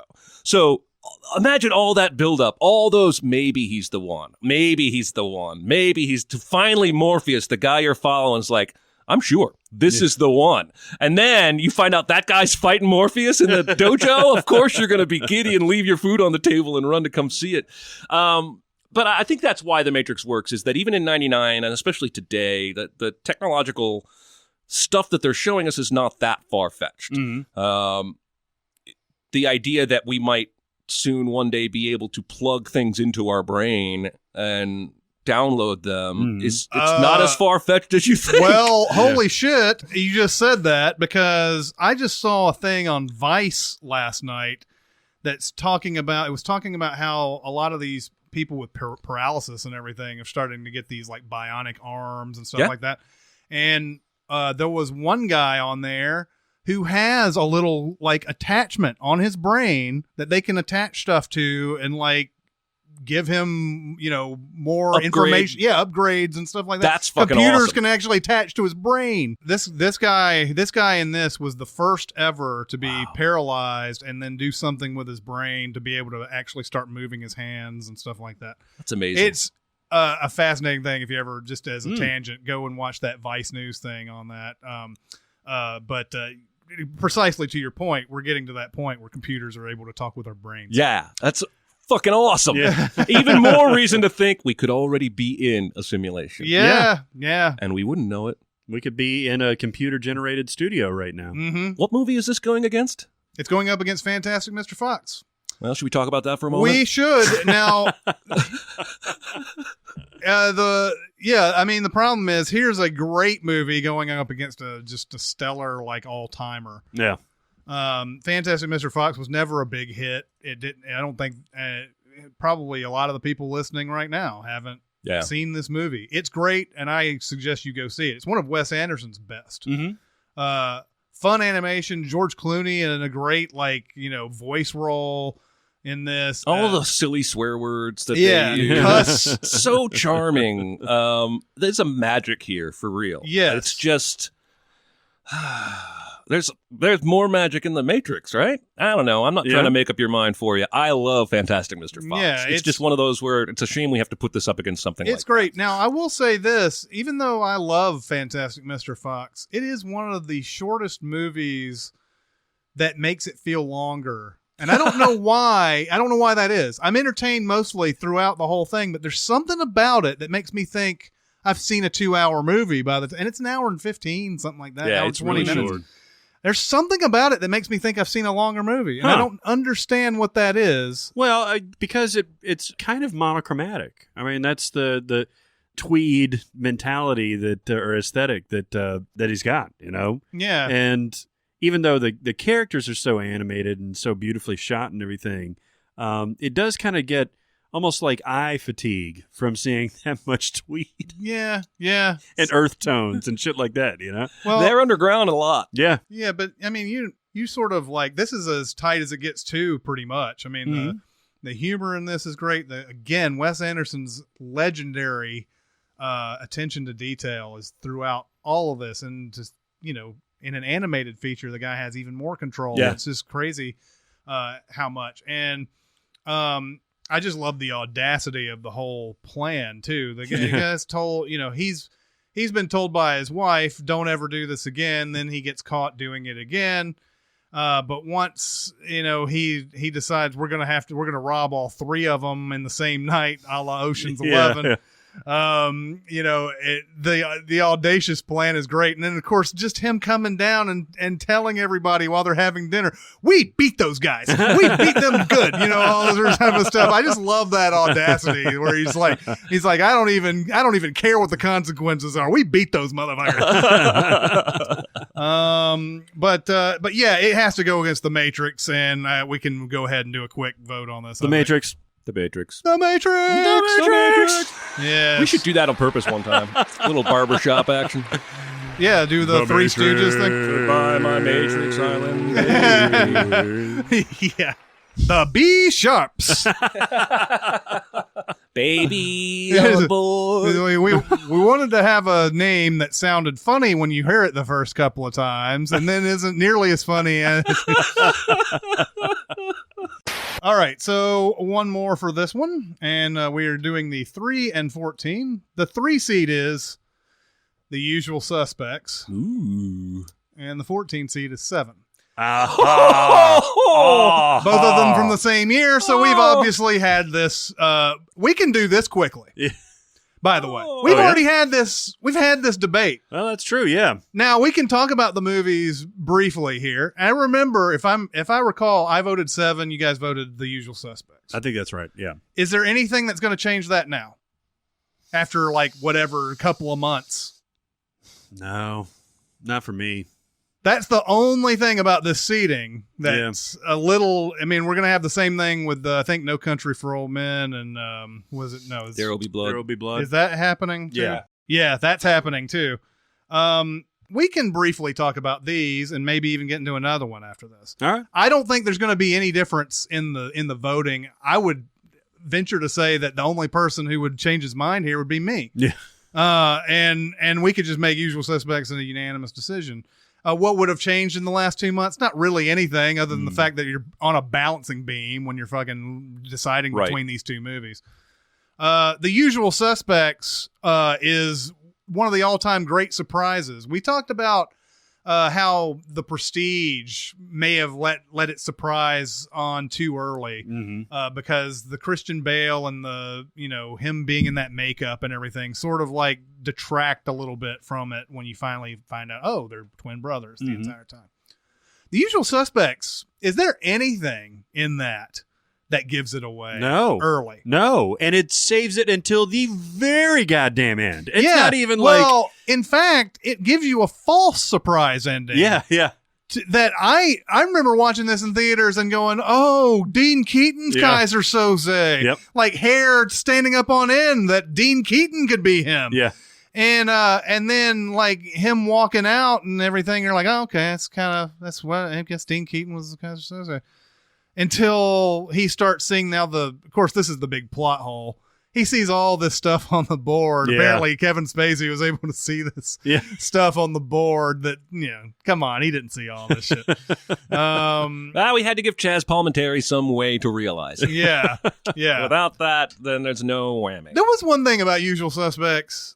I believe there's a part, and I haven't gone back to look at this or anything, but the Kobayashi thing, I think, is a big plot hole too, because the Kobayashi name is on the coffee mug. I believe there's a part when they're outside of the room from Verbal that they talk about the lawyer Kobayashi is doing this at the whatever.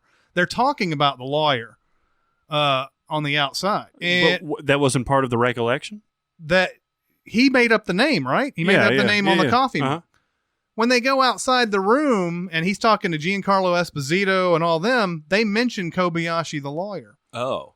Interesting. I believe that's a plot hole in the movie. Now, of course, there's a lot of in that movie you can say, well, is it real or is it fiction, that type of thing. So there's never really any way of knowing. But there's that one moment where I think they talk about Kobayashi the lawyer and it's a made up name. Yeah. And It just happens to be the actual name. Yeah, maybe. I think you can make an Japanese argument that Kobayashi's Kaiser Soze if you wanted to, and Kevin Spacey's just his right-hand man. There is an argument about that. Yeah. Matter of fact, I don't think they've intentionally haven't said one way or another.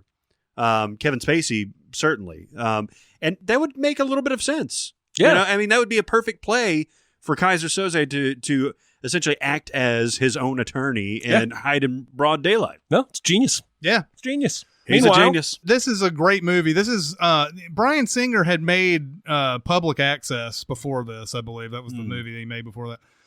But this is essentially, I would say this is mostly his debut, even though Public Access has its fans or whatever.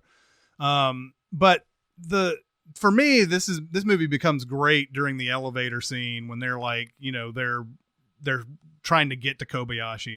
The whole thing where it's like it becomes dark and you hear the and whatever and all that.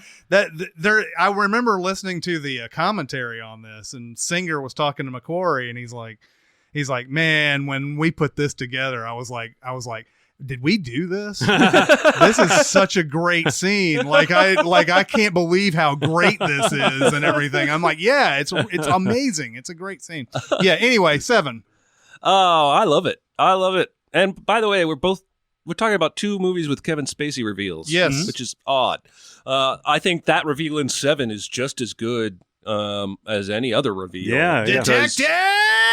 Yeah, because you're not looking for a reveal. Mm-hmm. You're not expecting necessarily to ever meet this character, and if you do, he'll either be dead or some no-name actor. You're certainly not expecting Kevin fucking Spacey. Yeah.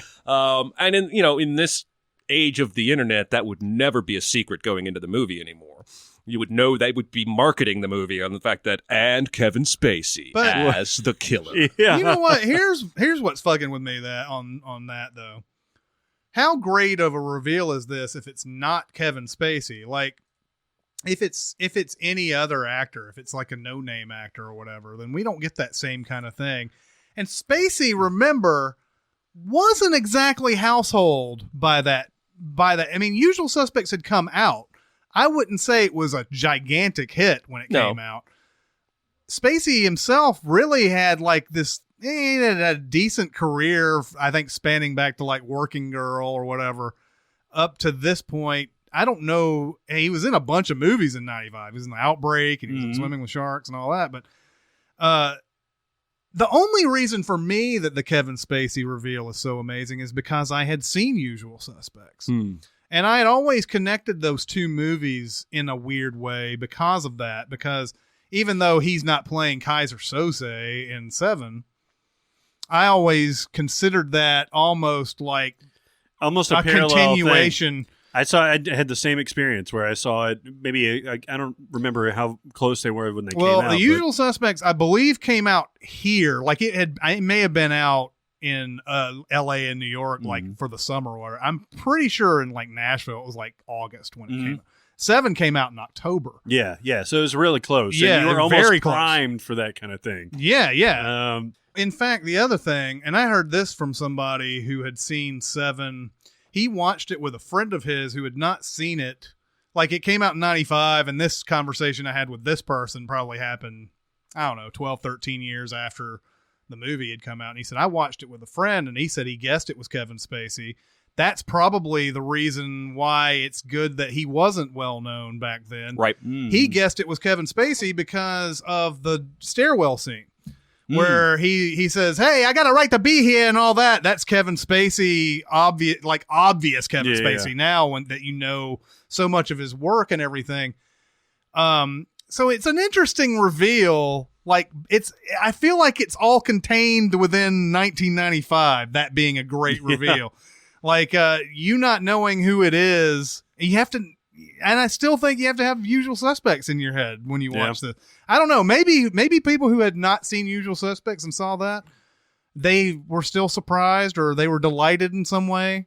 Maybe like people who are catching up on these movies now, like, you know, the younger generation who wasn't around, maybe they are excited when they see Kevin Spacey. Maybe they had seen Glenn Ross and they were like, yes. It's just an interesting thing to think about. Yeah. Anyway, vote's going to go to the Usual Suspects. Yep. And we'll go on to the next one. All right, let's do it. The 4 seed Empire Strikes Back against the 13 seed Boogie Nights. Yeah. The 4 seed Empire Strikes Back. Obviously, still the best Star Wars movie. I think so. Yeah. There might be some Force Awakens apologists out there who think that it usurped. Might even be some Rogue One apologists out there. Yeah. They're wrong. Yep. I'm telling you. They're out there. They're wrong. I agree. What do you have in this movie? You've got Hoth. You've got Cloud City. You've got the Carbonite scene. You've got the I am your father. You've got the hand cutting off. The god awful no. Yeah. You got Billy D. I mean, you got like everything in this movie. It's fucking amazing. It's so. You got Dagobah. I didn't even mention Dagobah. I know. It's so solid, man. Yeah. The Empire Strikes Back is so solid. Like, it is such a grown up. Like, as much as I like A New Hope, it's such a grown up departure from that first movie. Yeah.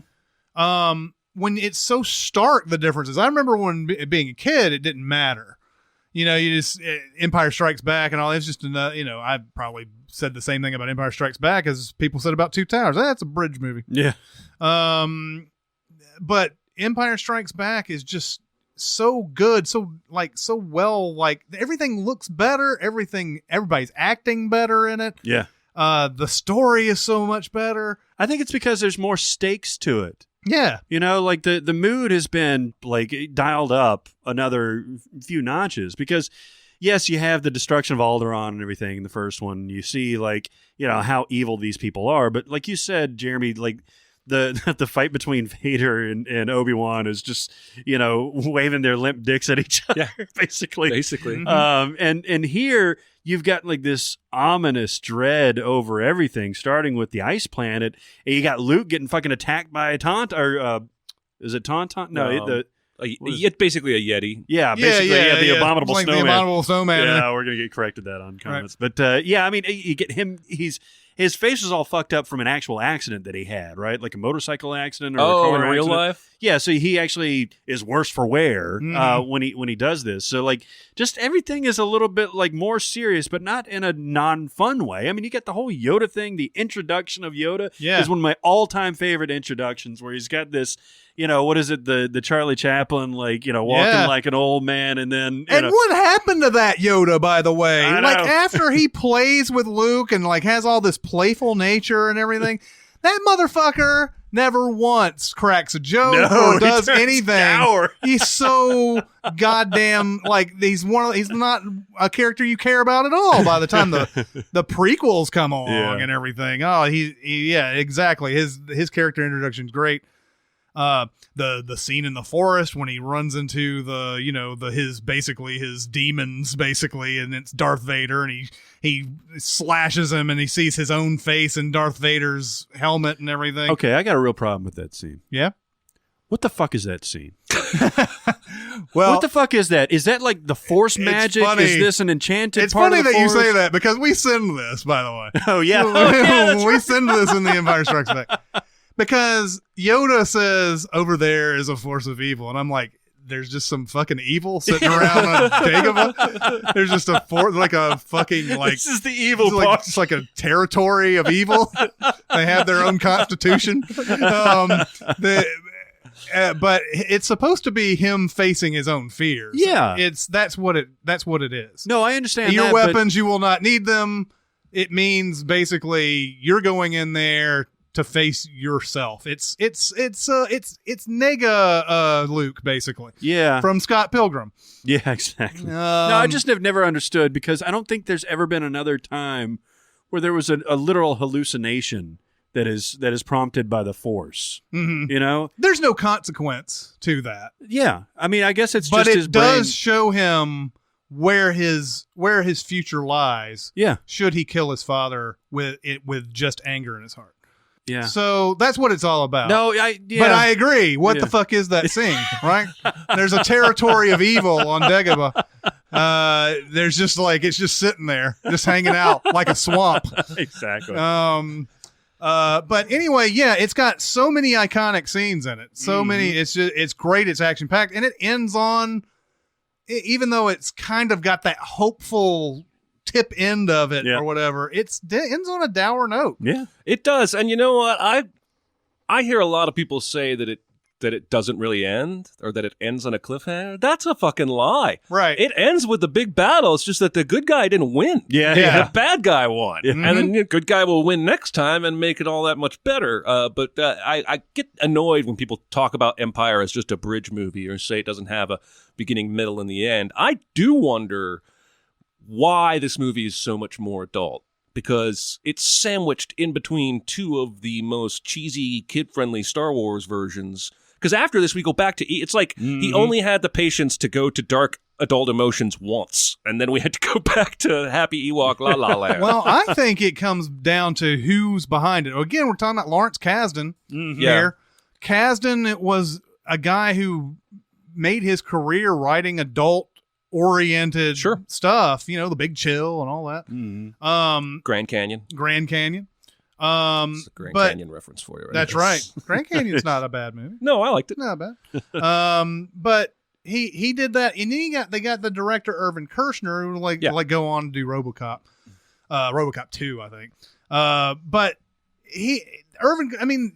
they got people who weren't Lucas, essentially. Right. Yeah. That's the magic of Star Wars. Yeah. Thanks, George. We got it from the creator. They knew back then, after the first Star Wars, the first Star Wars, they had to say no to him so many times about things he wanted to do in that movie that I think they just said, could you not be the director in this one? It'll still be yours. Yeah. But can you let other people do this? Here's your paycheck. Yeah, exactly. You're going to be very, very wealthy. Don't worry about it. But I think they got these guys to come in and sort of shape it and say, here's Lucas's ideas. We're going to take out the bad ones and keep the good ones and then punch it up. And that's how Empire turns out to be so starkly different. Yeah.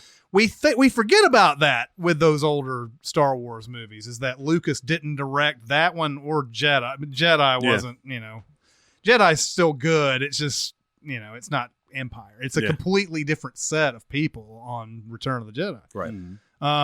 But yeah, I think they decided we're gonna get some people who know what they're doing here, and we're gonna make this movie, and it turns out to be great.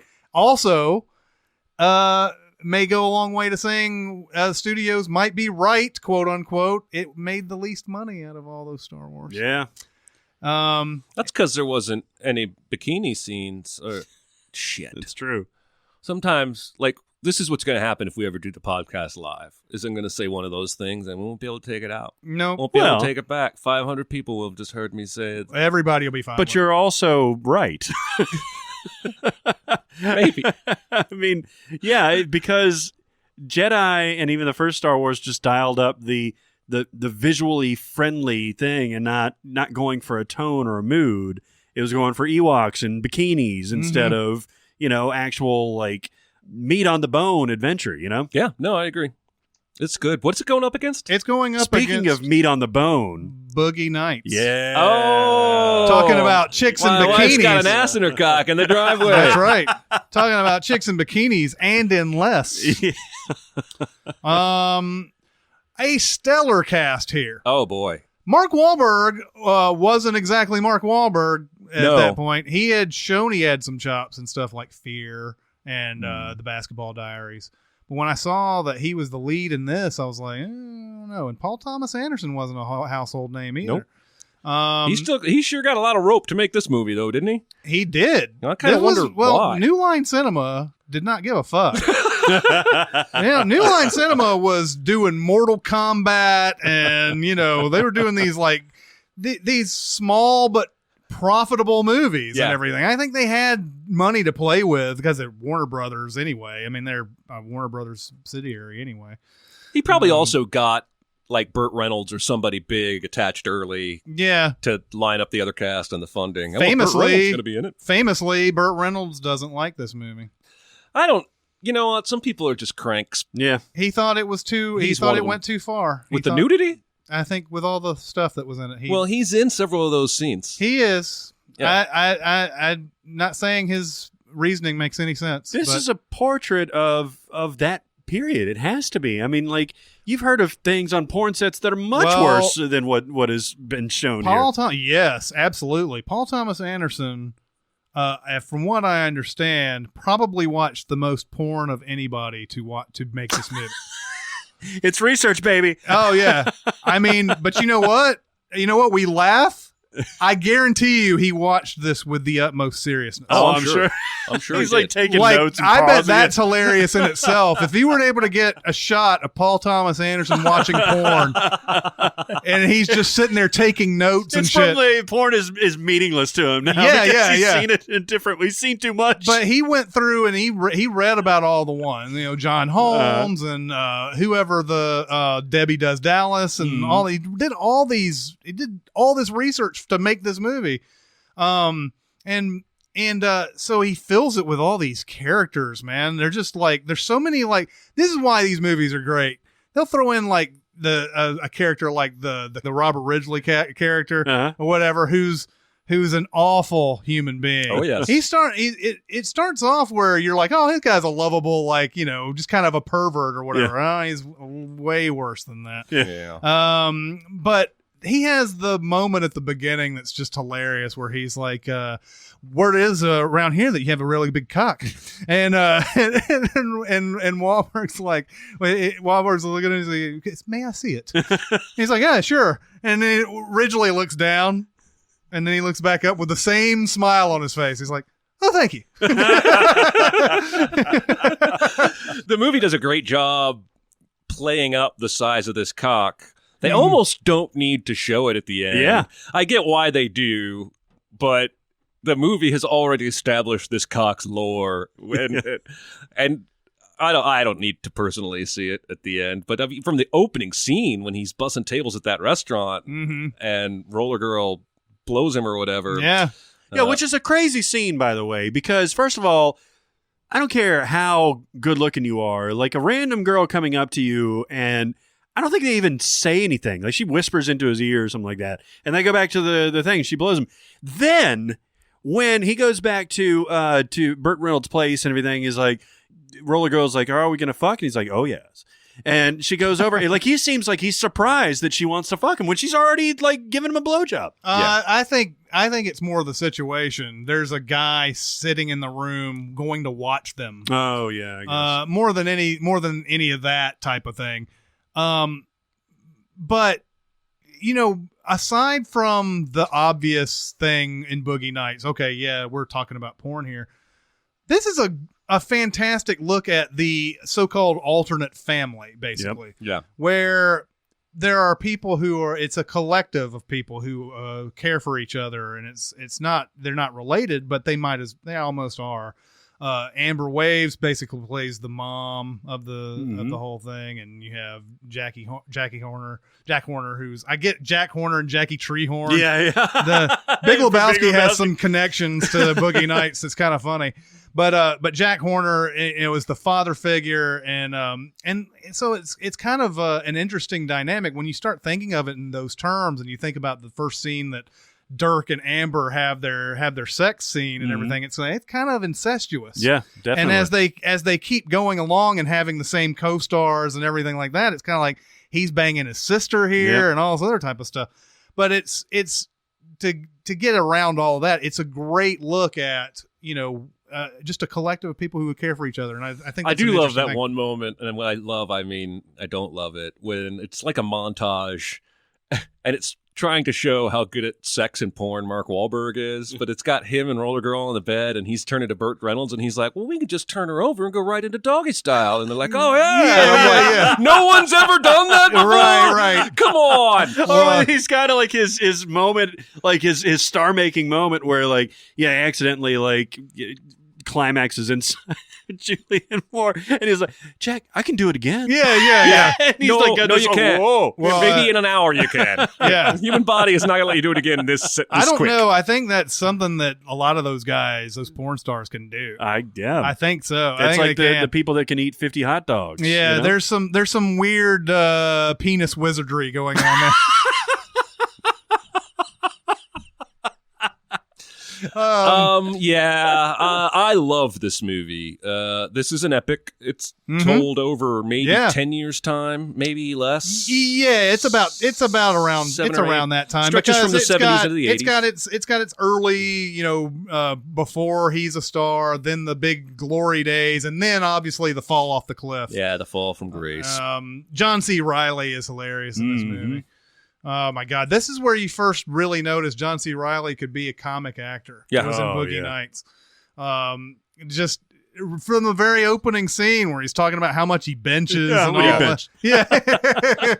Yeah. But I love that stuff too, where they're trying to get this recording or whatever, and it's like trying to get the tapes to this label or whatever, and it's like it sounds like an MP, not a YP, not an MP, and it was like look, I don't know what this YP MP whatever I don't know this industry jargon. You just need the tapes, man. They're all he and Marky Mark are so diluted in this movie. Yeah. Like about everything, about how good their music is. When they start making serious porn movies about Brock Landers, Right. they're so proud of that. Like they actually made a real film, and they're just that. Almost everyone in this movie is living in a diluted sort of reality, but these two are the most far gone, as far as I'm concerned. Oh yeah, for sure. That is crazy how they think. They think also that their stuff is not misogynistic, right? As long as it's like got this sort of like I don't know. It's so weird. Like they're like, we're gonna do something that's sexy and like doesn't treat women bad, but there's like they're slapping them around and all this other type of stuff. Yeah, it's kind of crazy, but this movie is just fantastic, and and Paul Thomas Anderson, he had only done Hard Eight before this. Oh yeah. And by the way, I think I briefly mentioned Hard Eight in another podcast. Go watch that movie. That's pretty good. It's a really good small movie. It's Gwyneth Paltrow, John C. Reilly's in that. Yeah. Samuel L. Jackson, Philip Baker Hall. So this is he took on a really big project here, just a couple of years after Hard Eight. All right, so Empire Strikes Back or Boogie Nights? Wow. I think it's me. Is it you? Yeah. Okay. Heresy. Boogie Nights. Wow. Okay. We talked about this movie for I don't know how long. We didn't even mention Philip Seymour Hoffman or Don Cheadle. I know. Who are both unbelievable in this thing. Yep. And the ability, or William H. Macy, except for just a brief comment. I mean, the ability of Paul Thomas Anderson to wrangle these enormous casts like he did in Magnolia, like he did here, like he does to a certain extent in The Master later on, in Inherent Vice, is just unparalleled. It's amazing that he can get nuanced performances. Luis Guzman, like all these little things. Yep. He cuts to Julianne Moore when the kid calls on the phone. It cuts to Julianne Moore's face, and it's just this kind of resolute like sadness, but still numbed. And to get that in the middle of this huge party scene where people are showing cocks to each other and you get sex everywhere, that's my shit. Love it. I love Empire Strikes Back, but Boogie Nights hits a note for me that is a clearer note than Empire Strikes Back. It's a silly comparison. Well, you're right. We didn't mention him. Yeah, you're right. Don Cheadle. The thing about him in this movie is how much he affects you just by staring. Mm-hmm. There are two moments, and they're both completely different situations where he's just kind of staring, and it tells you everything. Mm-hmm. One is when his girl has gone off with the other guy. He's never I guess he's already in sort of a breaking down relationship, and then this dude comes in and he's like the cock of the walk or whatever, and he's amazing and steals her from him and everything. And he's at that party and he's dressed up in that like Egyptian whatever the fuck it is, and he's just staring out, just kind of like, like, and then another one when the donut shop where he's staring at the money. Yeah. After the bank has already told him he can't get his loan, and that's a great scene too. But after that really crazy donut shop scene where a guy's trying to steal the money from the donut shop and everybody dies and he's got that money in there and he's just sitting there with blood on his face and he's just kind of like, and then the next thing you see, he's opened up his record store and everything. It's great stuff. Although I do think he was slightly better in Hotel Rwanda. He is. Nothing can top that. Slightly. Is it my turn? It is, yes. There's no good way to go about this. I'm going to go with the iconic here and go with Empire Strikes Back. And this is actually a tough decision if you were to throw two Blu-rays in front of me and say Empire or Boogie Nights. Yeah, right? The thing about Empire is, do you want to watch Empire straight up without seeing A New Hope first? Even if you know those movies back and forth, would you watch Empire just by itself? I would. I like watching Empire. I think I would too. And that's why I think. With all the iconic that's going on there, but Boogie Nights also has its own iconic moments. Yeah, and the performances certainly draw you in better and everything. Only thing about Boogie Nights that's really bothered me, I think that the structure of this movie is so much like Goodfellas that it's somewhat derivative of Goodfellas, even though it's got its own thing going on. Yeah. But you remember, Goodfellas is kind of that same thing. Henry Hill in Goodfellas, young kid, he's not a part of the gang. He gets accepted into the gang. Then there's a high point where they go through all the Lufthansa scene, all this other type of stuff. And then he goes into drugs. Yeah. Yep. Boogie Nights is the same thing. Mm-hmm. And it's always, even though that sort of that fall down at the end, especially when there's like all the different stories going on there, when they're at the lowest of their low and everything, has always been a little bit of a letdown as far as story for me too is concerned. Another hollow criticism. It doesn't. Yeah, no, I know what you're saying. That low, of course, the worst was in the truck where the guy wants him to beat off for him, but it's buffered for me because of the Alfred Molina scene. Yeah. Like, that's just so great. Well, and at the end Thomas that it's Jane, just another kinda- great little moment in there. We're going to go in the safe and get the fucking money out of the fucking safe. And we're going to get them. He's so intense in that. I think I like Boogie Nights more than any other Paul Thomas Anderson movie. Really? And I know you guys said last week or the week before that There Will Be Blood you think is his best. And I need to see that more before I can really say, but this would just be my favorite. It's got one of the best montages ever. But I'm going Empire Strikes Back. Yeah. It hurts. Yeah. It hurts a little bit, but you got to do what you got to do. Empire Strikes Back is maybe the only Star Wars movie, at least of the first 6, that I think is a film. And I hate distinguishing between films and movies. But it's that adult tone, that layered emotions that we're allowed to feel. Like, Lando has always been a fascinating character to me because he's both a good guy and a bad guy, and all in the span of about 20 minutes. And that seems to be what he's been his entire life, right? You may be able to trust him this time, you may not. There's all these layered, subtle character depths and interactions. And again, that probably can't exist without A New Hope. But it's too classic. It's too good. It's too solid. Empire all the way. And I wouldn't have been upset if Boogie Nights went on, by the way. That's one of those where you're just like, it's just a teetering type of thing. Yeah. I surprised myself by how easy it was. I mean, I fucking love Empire, but Boogie Nights is up there with, I don't know, man. Paul Thomas Anderson is just right in my strike zone. Yeah, you have some weird strike. Like, you're a big Woody Allen guy and a big Paul Thomas Anderson guy, and those two guys have almost nothing in common. Yeah, that's true. I just think that you're diverse in your taste. That's right, baby. I'll paint it that way. All right, so that'll be it for today. We'll probably finish this up the next podcast, and then we'll be able to go into the next rounds. Anyway, let's go to some Q&A. Question. I got something to say. I want the truth. I am listening. Okay, what is the best comedic death in movie history? Yeah, I mean, there's a lot. That's an interesting question because you have these dramatic deaths and you have these things that are plot points and everything. But what are some good comedic deaths? I'll go first. White Boy Bob and Out of Sight. Nice. Now, White Boy Bob entertains me greatly. Mostly just at that final heist because he gets derailed by stakes. And he carries an armful of stakes up to the bedroom where the safe, he's like, check it out. Look at all these stakes.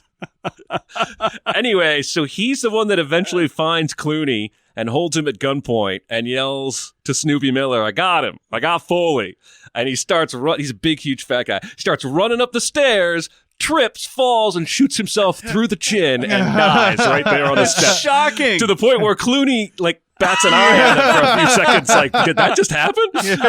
So that was the first one that came to mind when I heard. I don't know if that's in all of time, but that's probably one of my favorite ones because you're not expecting it at all. Yeah, exactly. I'm going to go with Vitruvius in the Lego Movie. Nice. Nice. It's great because it plays on stuff like the Yoda scenes and stuff like that where somebody has got one last thing they've got to say to somebody before they die and they get it all out except for some details. Here it's Morgan Freeman and he's like, you got to tell you something that is the most important thing you've ever heard, and then suddenly he's got X's over his eyes and he's dead. And I do want to mention one other one because I don't think it's supposed to be funny, but John Travolta in the remake of The Taking of Pelham 1, 2, 3 has a moment in that movie where Denzel has to kill him or he kills him. It kills Denzel. I think it's something like that. But Denzel kills him, and John Travolta, just before he dies, turns to Denzel and he's like, "You're my goddamn hero," and he falls dead. And I laughed my fucking ass off in a scene that's probably supposed to be serious. Then it wasn't serious. Well, I almost went with Talia from Dark Knight Rises. Yeah, that would count. From the original Buffy the Vampire Slayer movie, there's not a whole lot that people really like about that movie. I think it's got some good nuggets in there. Mm-hmm. And one is Paul Rubens, the erstwhile Pee Wee Herman, is stabbed with a stake. Mm-hmm. And normally, vampire will, die with that. And for whatever reason, he's old and he's ornery and everything, but he's like, ooh, yeah, ooh, yeah. And then you're like, oh, okay. And then he collapses. And then it cuts back to him. He's like, oh, yeah, oh. And then he starts stomping on the stair, and he's like, God damn, that hurts. And I think at the very end of the movie, like right before the credits, it's still with him. Going, oh, it's funny as hell. All right. Oh, let's do one more. Which villain do you most identify with, and which hero do you least identify with? They can be from different movies or the same movie. I like this question. It's a good one. Yeah. I've mentioned this guy before, and I don't know why the Green Lantern comes up. The movie's terrible, okay? But Hector Hammond, Peter Sarsgaard, Yeah. I relate to him more than anybody, and I don't know if the movie meant to do this with his character. His character, I believe, is set up to be, we're supposed to hate this guy once he's the villain and everything, but the guy has absolutely zero to do with being a villain. Now, he does kind of creep on Blake Lively in the movie, and we're supposed to be like, okay, he's kind of a creep. He's a loner and everything, and like his dad tells him to go and check out this like mummy or whatever the fuck it is, and it sprays some evil into him, and he becomes the disgusting monster that he becomes in that movie. And then he's a villain at that point. But like he gets killed, and it's supposed to be like this amazing moment, like, oh, they finally did away with that guy. He was such a dick, but he didn't do anything. Yeah. He was very much just to himself, and his dad didn't like him, and he told him to do this thing that he wasn't being like Doc Ock, where like, I have to do this, I have to get the funding, I have to do this and whatever. He was forced to do this, and he gets infected anyway. The reason why I don't think the movie thinks of him this way, and I think it's an accidental identify with type of thing, is that when he dies, there's nothing about how tragic that is. And it's just basically, he's dead. Good. Fuck him. My hero that I don't identify with is Batman. Oh, That's a good one. I, of course, love Batman. But I have a hard time with the fact that this kid is so rich and his parents are so beloved, and he's got Alfred, that after his parents' death, he couldn't find any solace whatsoever with all that money, all those friends, and Alfred. And he's so obsessed with getting criminals, giving them their due just desserts and everything, that he decides to take on this bat persona. He happens to have a makeshift bat cave in this backyard. None of that type of obsession. I can relate to obsession on some level. But I can't not on this. Yeah. Something that's like 30 years festering in you, like you blame yourself that much for your parents' deaths, that just because you wanted to leave early or some whatever the fuck the story. That you have to see it over and over and over. Whatever and the fuck over. the story is that they're telling nowadays, is whether it's his fault or not. Yeah. The Nolan ones made it clear that it was his fault. Like he wanted to leave early, that asshole, Stupid fucking kid, and down a dark alley. Yeah, exactly. But the other ones don't really. He's never involved really. He's like in the first the Michael Keaton Batman. They just happen to be walking in the wrong place at the wrong time. And then in the Batman v Superman one, it's the same thing. They just happen to be walking in the wrong place at the wrong time. So there's really no like guilt. Yeah. I feel like there. That's why I think Nolan put the guilt stuff in, so that it would be a little bit more relatable. But I still, even after that, after the support that you have, fuck you, get over it. Good call. My villains that I identify with are the machines in the Matrix movies. Really? And the reason is they're not doing anything that's outside of their nature. They were ostensibly created by humans to be the way they are, and through technological AI evolution, came to a logical conclusion that humans were inferior and were not needed for us. And I feel like that's why I almost went with Jaws. Because Jaws isn't doing anything outside of his nature. Yeah, that's true.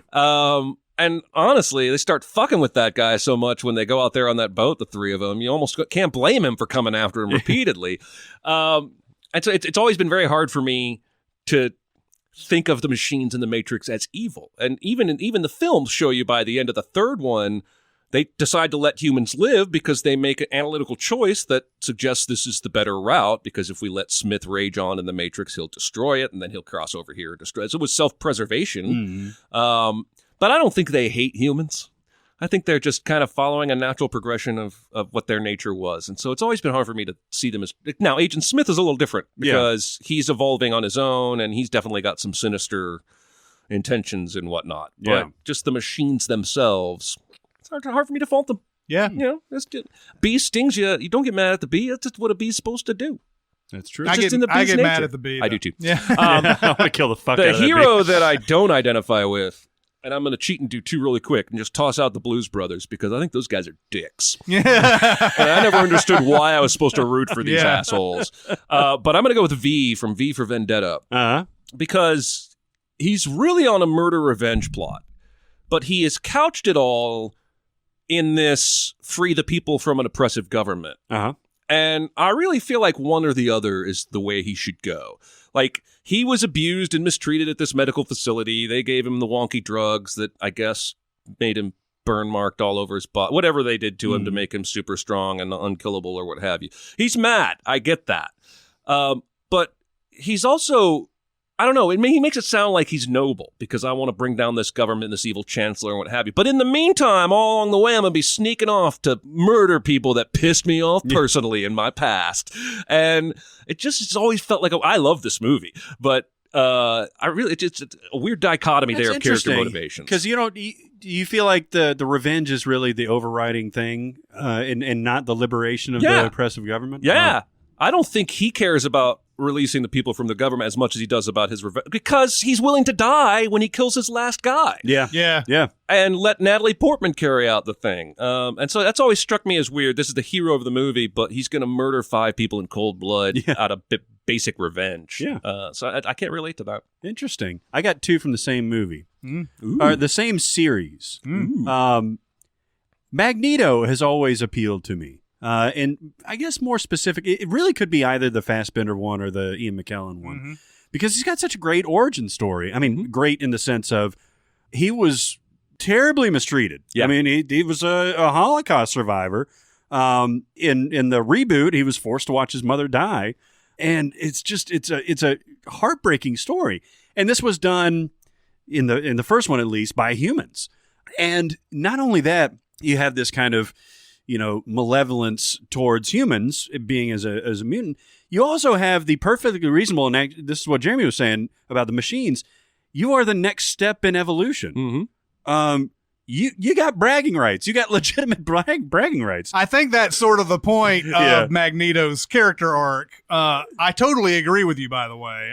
I think he's right. I don't think there's any way that humans are going to be like, I'm cool with these mutants. There's no way. There you may get a large group of people like okay with it, but you can't. The bad people are enough to make this not worthwhile. Yeah, not only are they are mutants arguably superior to humans in certain ways, humans keep fucking with them. They keep passing laws, and they keep waging war and things like that. So, yeah, that kind of, he's not a big baddie to me. His motivations, I can relate to. At least. Absolutely. The hero that I don't relate to is Charles Xavier. Yeah. Because for the exact opposite reason. I am all good with holding hands and singing Kumbaya. I'm a pet lover. I don't want to make the analogy of mutants to to humans Yeah. to pets. But, it's just a different evolutionary step, I guess. And Charles is just so enamored with the humans rather than he's segregating his population to a school. He's keeping them secret. He's keeping all of his warplanes and everything secret from humans. But this outward appearance that he's getting along with them and that they are separate but equal. Anyway, I don't necessarily identify with that. So those are my picks. I agree. I'm the same way about those movies. Yeah. I think that Charles is way in over his head in those things, thinking that humans will be able to be cool with all this stuff. And his mansion, while he's able to get as many as he can to come out to the mansion, it's basically like covering up something with a blanket, and then the other part of the blanket comes off. There's like millions of other mutants. You're never going to be able to get them all. Yeah. And they're going to be out there alone, and they're going to be doing their stuff without any. It's really kind of amazing that the world doesn't blow up with all the mutants that are around. Even accidentally. Yeah, the ones that they show in those movies, like it's like there's like when he goes into Cerebro and he sees like thousands of them. I'm like, why hasn't the world ended yet? Yeah. Are they all keeping it secret? Doubt it. Okay, so that's going to do it for this episode. Please keep going to SoundCloud and giving us your thoughts. Yeah, love hearing from you people, man. We hear your picks, what you agree with us and what you don't agree with us on. Keep it coming, man. We're almost done with this first round, and we're going to keep progressing. We want to see how much our picks line up with your picks, so send us your picks. Yeah, and I think today at least two examples of something where there's going to be an uproar. Yeah. Where, The Empire Strikes Back, Raiders of the Lost Ark, Gravity, Boogie Nights, all those getting all thrown around there. Yeah. That's those are some tough movies to go up against each other. Yeah, we've been slaying movies dead on these things. All you When Way- Harry Met Sally fans are going to be very disappointed. Yeah, Except in me. Yeah, look at the real March Madness as of this recording. You have a 7 seed in there. You have That's a right. 3 seed. There's 2 1 seeds, but Mhm. there's a lot of like slaughtering going on there too. Yeah. Anyway, that'll do it for this week. It's Chris Atkinson, Jeremy Scott, and Barrett Sher. We'll see you next time. Thanks for listening. Comment on our episodes on our SoundCloud page. Check us out on YouTube, Twitter, Facebook, and Reddit. And be sure to visit cinemasins.com.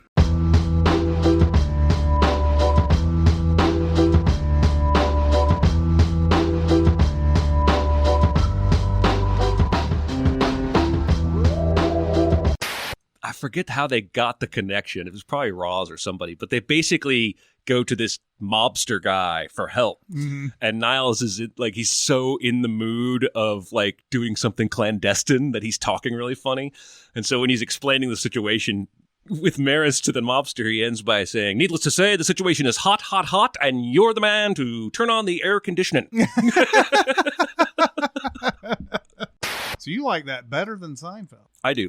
Mm-hmm. I think I was just enough of a nerd in school that I can identify with Niles and Frasier. Mm-hmm. I wasn't super good at sports. I had a whole phase where I was just not into them. I was in honors classes. Mm-hmm.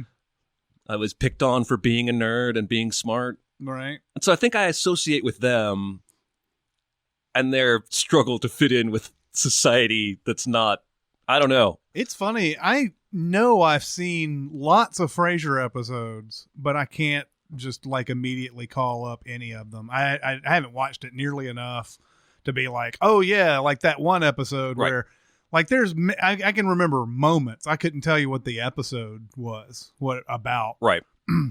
But I really do like Frasier. And I semi follow. I was into Cheers when it was on. So I semi followed Frasier when it first came on. That's got to be one of the best combinations of original show and spin-off quality. Yeah, like definitely. ever. Except for Joey. I would say if you're into Frasier, you should watch a few Cheers. Yeah, Cheers is a completely different show, but it just, you can see more Frasier there, and Frasier is like sort of his I mean, it's obviously well more explored his insecurities in the actual show, but you get to see like those windows of his character in Cheers. And I love how they all sit at the same places in the bar and everything, and just they all have their. It's just Cheers was great. There's a great episode of Frasier where Diane comes to Seattle and puts on a play that she's written. And Frasier goes to see a rehearsal, and it's the set of Cheers. And all the characters are based on Cheers people. And there's a Frasier stand-in because they dated on Cheers. Yeah. I'm trying to remember when that was. Because you know what? Because I will say, because Cheers debuted in like 83, I'm more identified with the Kirstie Alley seasons. Sure. They did the thing with Sam and Diane in Cheers where it was like, will they or won't they? Then they did, and then it sort of fucked the show up. So they got her off the show, put Kirstie Alley, did the same thing with them. Yep. So somewhere along the line, we ditched Coach in favor of Woody. Yeah. Kirstie Alley was I really liked Kirstie Alley back then. Like, I mean, like she's on Star Trek and everything. Yeah, I thought she was attractive. I mean, I was like 8 or 9 years old, but I was like, I like Kirstie Alley. You know who I saw on an episode of The Next Generation the other day? John Tesh. Oh, my God. You know what I love about that show? Everyone guest starred on that show. If you were to run down a list of guest stars, like Ashley fucking Judd was on that show. Are you serious? Yeah, she and Wesley flirt with each other. Yeah, she's really? She's got like a couple episodes, something like that. Ashley Judd. Yeah, everybody was on that show at one point or another. But even John Tesh. Yeah. Who watches Entertainment Tonight anymore? Nobody. Kramer did because he got seizures. From Mary That was a crazy thing too about Seinfeld is that they would. I never considered Seinfeld like a pop culture reference show because they always did things. They never really just came out and said this is a parody of or whatever. Yeah, but they did so many parodies. They did So many. They the whole O.J. Simpson thing when they got the Johnny Cochran guy. They got there's the one where they play the Adagio for strings when Jerry Stiller's. That he cooks the food. Yeah. They do the platoon thing. I was like, I didn't really notice it while the show was on how much it did that, and then reruns. I started watching those, and I was like, I never really considered Seinfeld a pop culture reference thing, but it did it a lot. It did. I didn't realize they snuck in a fucking Last of the Mohicans reference. Yeah. Yeah. I will find you. Well, and of course JFK. That was the biggest one. That was amazing. They even did The Godfather on the one with the Briss where Kramer takes over instead of Jerry. Yeah. Don't ever go against the family, Jerry. Yeah. Didn't they even have the door closing? They do, and the music. Yeah. Wow, you've seen that movie way too many times. I have, and I almost tweeted the other day, it's actually been a week since I've watched The Martian. Fucked up. It came on later that night, so I'm glad I didn't tweet it. It's probably staying on HBO mainly because you keep watching it and tweeting about it. They have some kind of data that said, well, this movie's really popular. The movie's rocking it, man. Every time this one Twitter account tweets out, there's 100,000 new people that tune in. Suddenly. We get when we get 50 more subscriptions an hour or some shit. I should probably cut that out. Most definitely. I'm going to have to cut out like 60% of that shit. I think you should cut all of that down into like a supercut of offensive sounding phrases. Yeah.